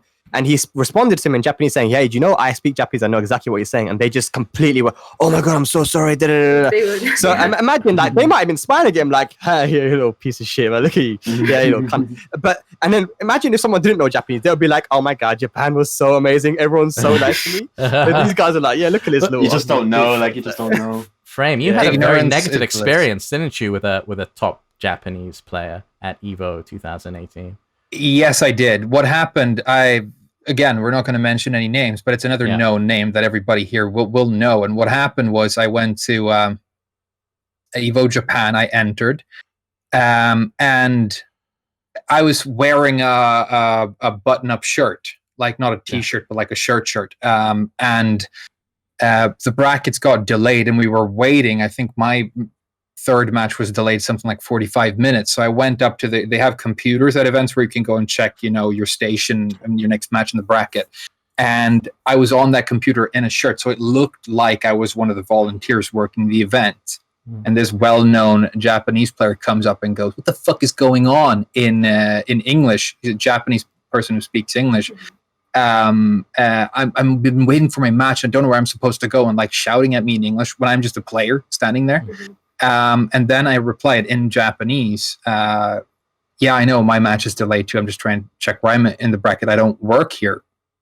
And the way the demeanor changed was interesting, because it was obvious that it's a person who thinks it's like okay to talk down to somebody who's your waiter in a restaurant because it was a stature class kind of thing. And the fact, I mean, if you're an asshole to everybody, then you're just an asshole. But people who think it's okay to, they have a perceived image of you as being of lower stature, and that makes it okay to act a certain way.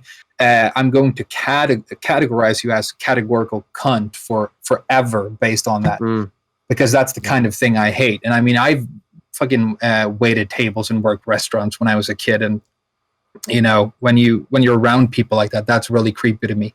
So that's a person who I'm going to be like. Again, I'm not going to talk about specifics, but it's not somebody who I'd let watch my cat when I was out of town. Oh yeah, you can tell a lot about someone by the way they treat a waiter. It's a common saying, but on the topic of like racism in Japan, I mean, I've lived here for a few years, and most of my experiences on that level have been quote unquote microaggressions. I mean, it's never direct and in your face, or very rarely aggressive, but it takes the form of like people moving away from you when you sit on the train, or you being denied flat a lease because you're a foreigner, stuff like that. It's I'm sure you have a dozen experiences like that too, Frame.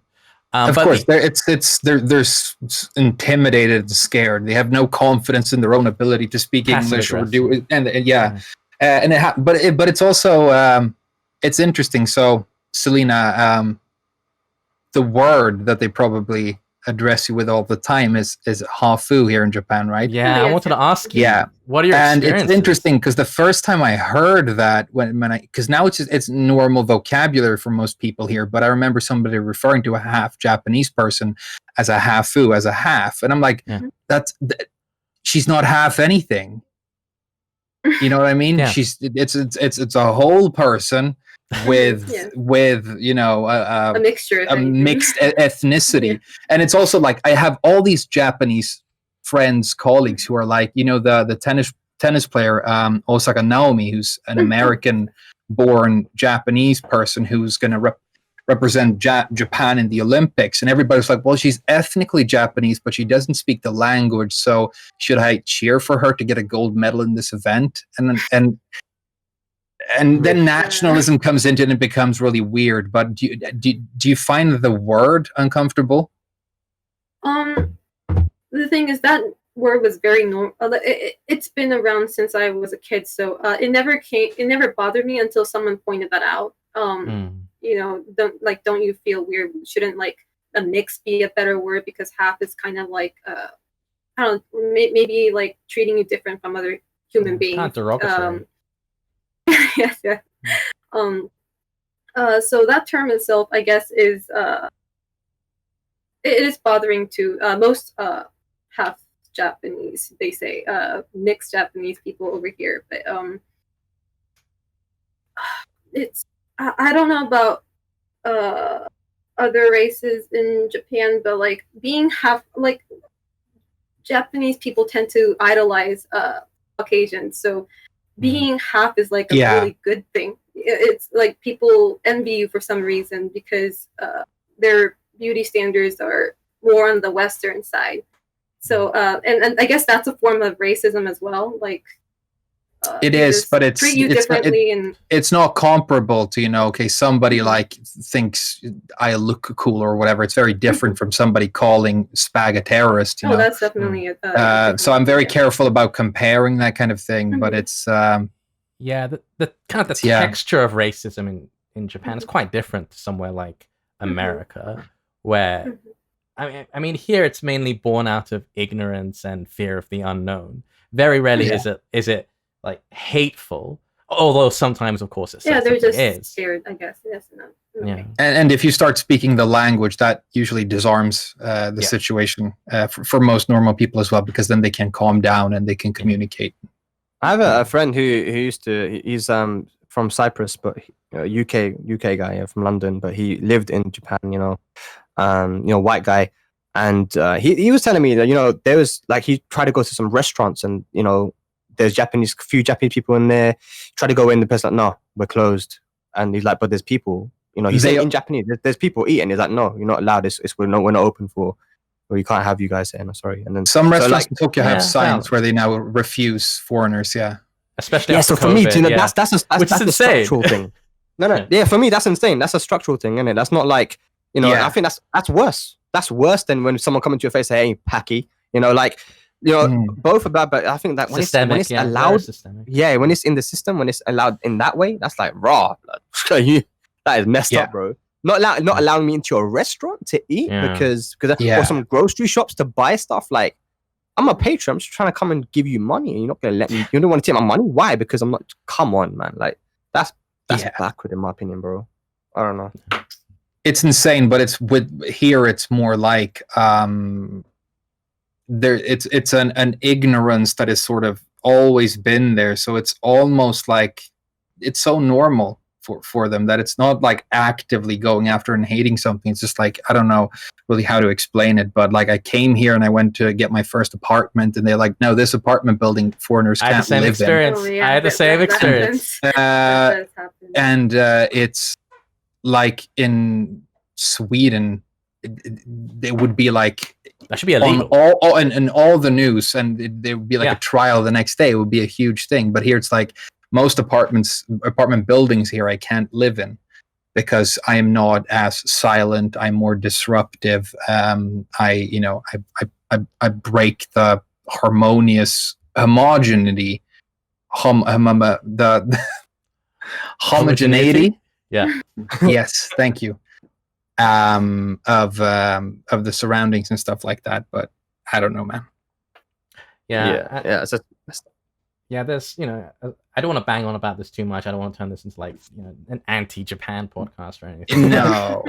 I mean, there is also, alongside systemic racism, there is systemic sexism as well, which I'm sure you've confronted, Celina. Yes. Like FGC is a really good example. It's really hard for females to go, especially in Japan, because you're this is what I was told, but you're automatically categorized as you're just there for attention. Like, you don't even play the game seriously. You're just there because you can't get the attention out of that community. And going inside an all guys community, you can obtain that very easily. That's how people will see you, was what I was told. So there's definitely some of that. Yeah, so that's the question, right? So we're talking about this stuff. I know it sounded like we were just being anti-Japan, but actually, when we bring it back to the topic, it's like, how does that affect the FGC in Japan, for example? So Celina just said that that sexism is prevalent there in the FGC as well, and like this idea that you're only there for clout or for attention. And what about someone? Like me, if I lived in Japan, I don't speak Japanese, but I want to play Tekken. Let's ignore the fact I'm a commentator. Let's say I'm just a new player. I'm going to go there. I want to play. Would they be accepting of me? Would people be like, yeah, that's cool. This guy. I don't know. Would they distance themselves? Say, hey, man, you know what? This guy, bro, he's got a beard, bro. He's got facial hair. We're not allowed facial hair. We won't get a job there, apparently. No one's gonna hire us because we've got facial hair. That's weird. He's brown. I don't know. What would it be like? I think you'd be fine. Like when I moved here, my best friend that I moved with is he's Afghan. He's Afghan Swedish, but both his parents are from Afghanistan, and we hung out with the same groups and the same people, right? But he met a girlfriend. He had loads of friends. People treated him absolutely fine. But I think if he tried to get a decent paying job in a big corporation, or he tried to tell someone's father that he wanted to date or marry their daughter, when it gets to that level, things start happening. But just hanging out in arcades and meeting young people, I think you'd be absolutely fine. Yeah, that's good. That's good. That's Do you think that if I sat in an arcade in Pakistan, do you think that people would consider that out of the norm at all? Is it very common? It's not common to have, because people are only recently figuring out how beautiful Pakistan is and how amazing it is to travel, because of course, like, they had issues with the war. When you have a war, with Afghanistan, being invaded by the Soviets and then Americans, and it's like that spills over into Pakistan, right? So is a neighboring country, and all this stuff. But I had a friend who's from one of my friends from university, British guy. Him and his whole family, he grew up in Pakistan. And this guy, from a very, white area in the UK, he's very British, but he lived his first 8 years of his life in Pakistan, and he goes, absolutely loved it. Because people were absolutely amazing, and like Fergus can tell you, really hospitable, and they very curious about culture family, as well. Yeah, they'll really treat you so well, and they'll ask you questions. Sometimes they'll be really upfront, like they'll just ask you questions because they really want to know. They don't get many people from other countries going down there. So Pakistan is very you just gotta go there to know it, man. It's hard to explain, isn't it? Like, you just have to go there, experience it. But what I'll tell you one thing, that if you go there, you're not Pakistani, but you go to Pakistan, they're gonna treat you really well, really, really well, and make sure you have a good time. No, I mean, it's on my top 5 places to go to. I given the chance, I'm definitely going. Yeah. Anyway, I can definitely praise for sure. Absolutely. This podcast is getting pretty long, but there's a bunch of topics here, and we don't have time to delve into them. But on this topic of sexism in fighting games, there's this one conversation that Frame and Mainman and I had ages and ages ago, and bringing it back to Tekken, is that in Tekken, all the characters are generally attractive, because it's role. It's a bit of wish fulfillment, playing as a cool muscular character or a beautiful character. I get that. But if you look at the male characters, you have a huge diversity of body shapes and ages, anywhere from 18 to 80. Whereas when it comes to the female characters, they're all pretty young. And they all look kind of, their figures are pretty similar. Do you think this is a problem?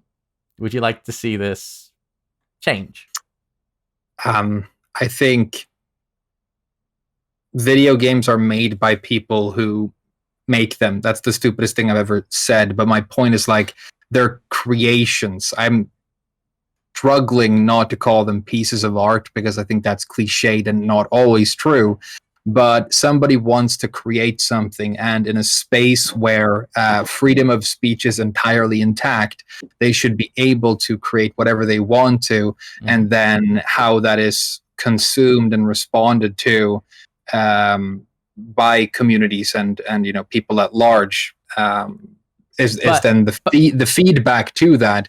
I think it's people were talking about when Ivy was going to come out for the new Soul Calibur game, how they were before her design was revealed, people were talking about organizing boycotts of Soul Calibur 6 based on her outfit when they hadn't even seen it yet. And I think when people want to influence what people can and cannot create or should create, I think that's very problematic. Obviously, it would be great if there's genuine good representation in the games, but you also have to be very, very careful about telling people that they have to make or should make certain things. So I would be very, very happy if there were creative people and voices at Namco who decided to make characters like that, and then that's what they put out, and then we can react however we subjectively want to that. But I'm very, very careful about saying like things should take this shape just because to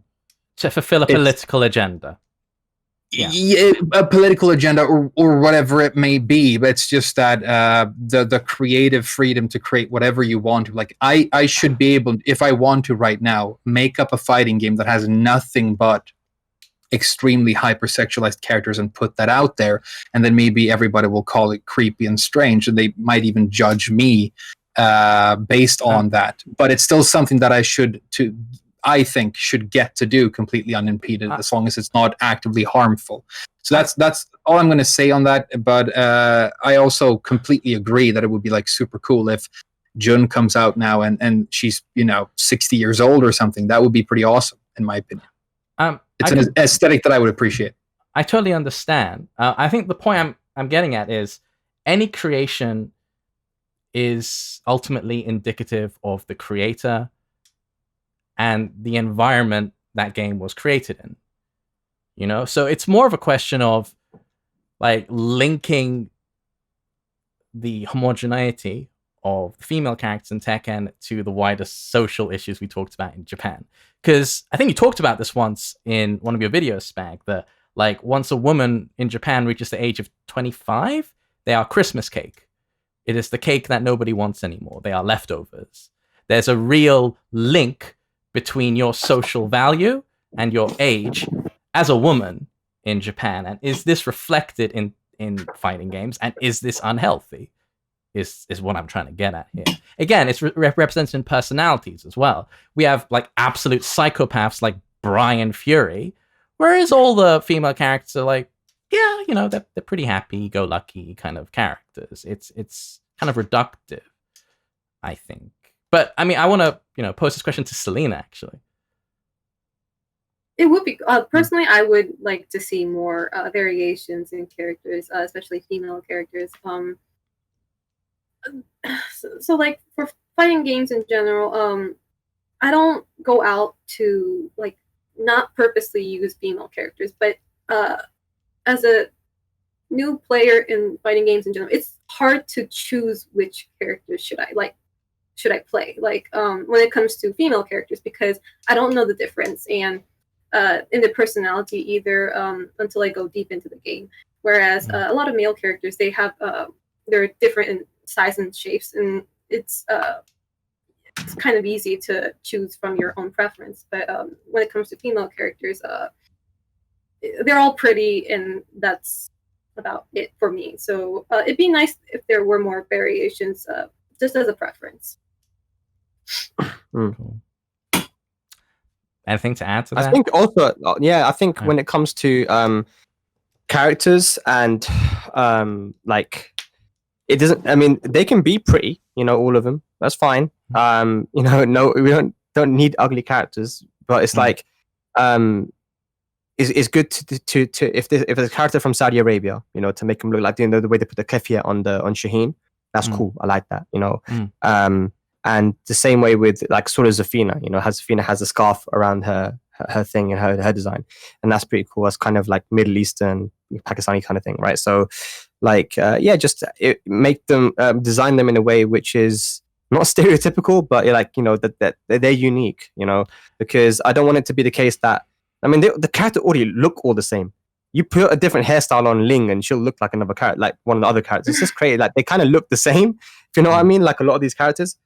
So yeah, some sort of just as long as they're unique, but and have some sort of connection to where they're supposed to be from, right? That would be pretty cool.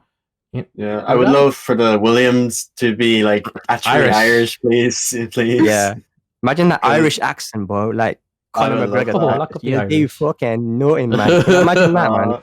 Something from North Dublin or something, please, or Cork. But if you've never told me they're Irish, I would never know. Like, it's like there's nothing about someone in the chat just said, "Wait, they're Irish." yeah. Exactly. They have American accents, right? That'd be cool. Like, I would kill for Irish accent, and I would kill for it. I remember with Shaheen, Harada was so careful about the way they portrayed him. They did a lot of research to be culturally sensitive, to respect Arabic and Middle Eastern culture, and I thought, what you could have done to really respect Arabic and Middle Eastern culture is to make this character more interesting, not make him just a horrible hodgepodge of generic tools. It's a completely different discussion, though. But you're right. It's kind of a boring character. I completely agree. I guess my point was just that, they wanted to make a Middle Eastern character, and they tried to figure out how are we going to do that in a way that makes sense and that feels cool, and they put that out there. But if there was some sort of mandate from the community or somebody else that you should do this now and this is the proper thing that you have to do, and then they made Shaheen, that would completely undermine the fact that it was implemented for me. Yeah. So I wanted to come from the creative side, Yeah, I agree. I mean, forcing restrictions or mandates on creators is not the way to go. And actually, I really like Shaheen's design. Oh, sorry, go on.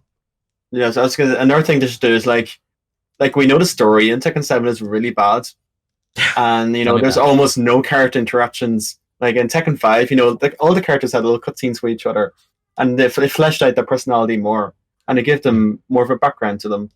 Like in this way, Lekins. I know I keep bringing up Soul Calibur as an example, but it's another Namco fighting game. Like, but the characters in game have like little quotes at each other, like character specific quotes at each other, and it just brings that a little bit of lore to the character relationships, a bit of personality to the character as well. When Tekken 7, it's just like, I know it's a thing for Tekken, but like it's just silence. There's nothing, and then their stories are crap anyway, and then there's no backstory, there's no lore, there's no personality, like.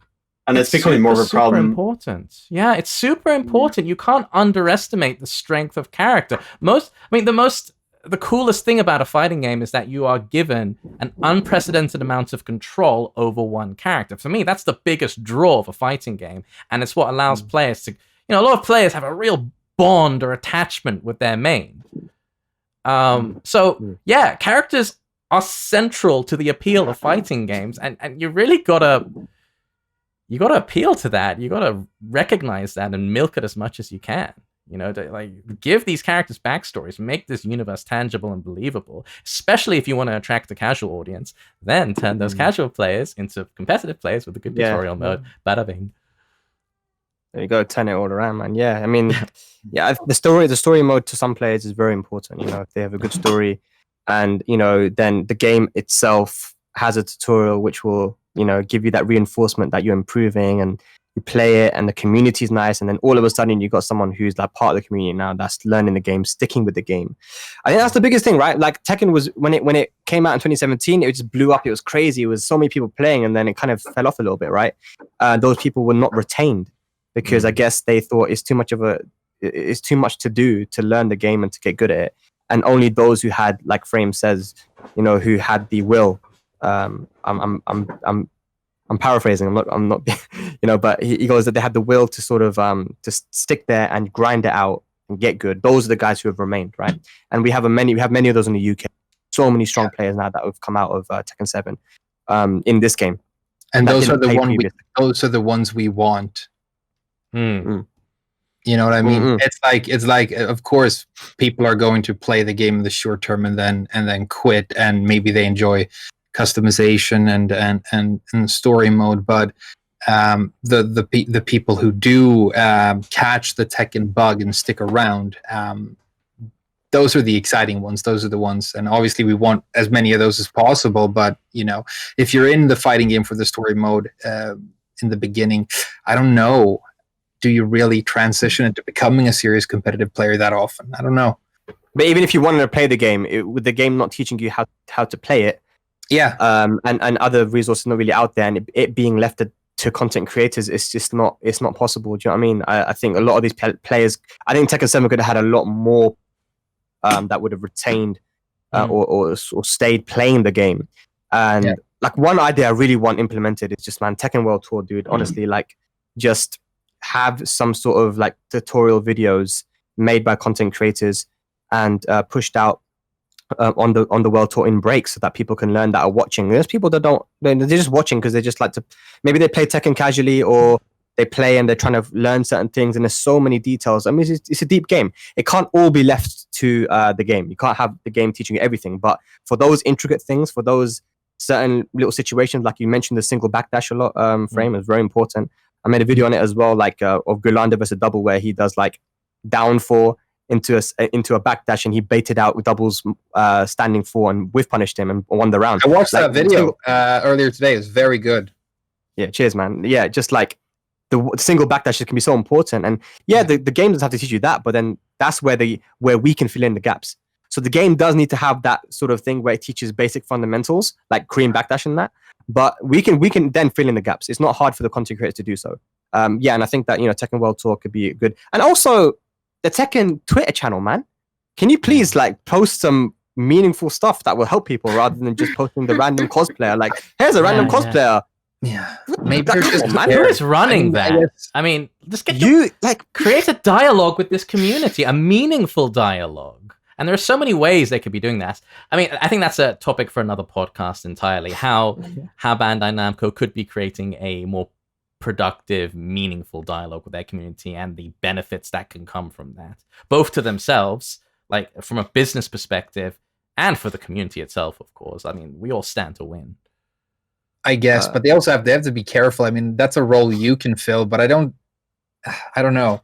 I've never said anything that I think is hateful in any content I've ever made. I guess it's a matter of how you interpret things, but I have made entire videos about like how Giza's design is a complete perfect metaphor for like cock cheese and stuff like that.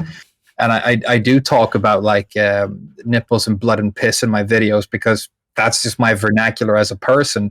And I don't think Namco are going to be like, do you want to produce a piece of content? The nipple cheese guy, exactly. So I'm just completely like now feeling like I just want to lean into the community and my own community, and we do our own thing and we have fun with it, and kind of but then there are, unfortunately, we have guys like you, Arya, who can maybe be the bridge in that gap between the developers and the community, and then maybe through you, maybe I can, and the rest of us can, like, maybe have some sort of interaction with them. But I build your fucking wall. I'll be here on the fun side, and enjoy the game with the players, and you can just be the fucking boring fucker somewhere who makes the game, and then I'll tell you why you're doing it wrong, and just play it. And I think it's super important to if you love something, you will criticize it. I mean, all these we're constantly criticizing Tekken because of Leroy or fucking Ram, or because the movement's been nerfed or whatever, but it's out of love for the game. If we didn't give a shit, we wouldn't be having these conversations. And we all love Tekken. We all appreciate it. It's profoundly a deep, expressive game. So yeah, it's all out of love. Yeah. Oh, I saw a message from Rick. What's up, Rick? He said we tried to get those made. We weren't able to get them. unfortunately. Yeah. So these are the I guess the tutorial kind of short tutorial clips in between matches in Tekken World Tour. Yeah, I think if you can get those implemented, that would be really good. It would be really, really awesome. Yeah, that's it. There was an idea I had for a while, man. I'm like, instead of just showing old matches, what could be very useful is just these little kind of clips in it, just saying, hey, here's the importance of a single backdash. Check out this video of an old Tekken World Tour match, and look how important that was. And it would open the door for players, and like, oh, this is what this game's about. There's a lot more to this than 10-hit combos. Yeah. Guys, I'm really sorry I have to be that guy this time, but it's almost 3 a.m. here. We all got a dash. I was about to round this off actually, but yeah, we kind of went all over the place with this one.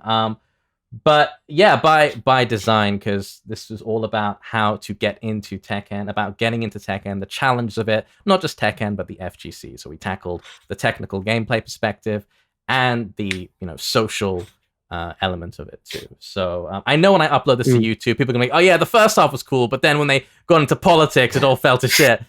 Don't be that guy. Please don't be that guy. Or be that guy. It's the nature of a genuine conversation. Yeah. Anyway, I think we rounded it back to how to get into Tekken anyway. Even if we were only speaking about like the politics, we got back into Tekken. So it was a good conversation, man. Learn things as well. It was cool, man. Yeah. Spag, Frame, Fergus, Celina, thank you so much for your time. Thanks it's been a real pleasure. Thank you so much. It's very nice to meet you, Celina. Thanks. Don't give up. Likewise. You'll be fine. Thank you. All right. See you guys. Signing Signing out. guys. Bye.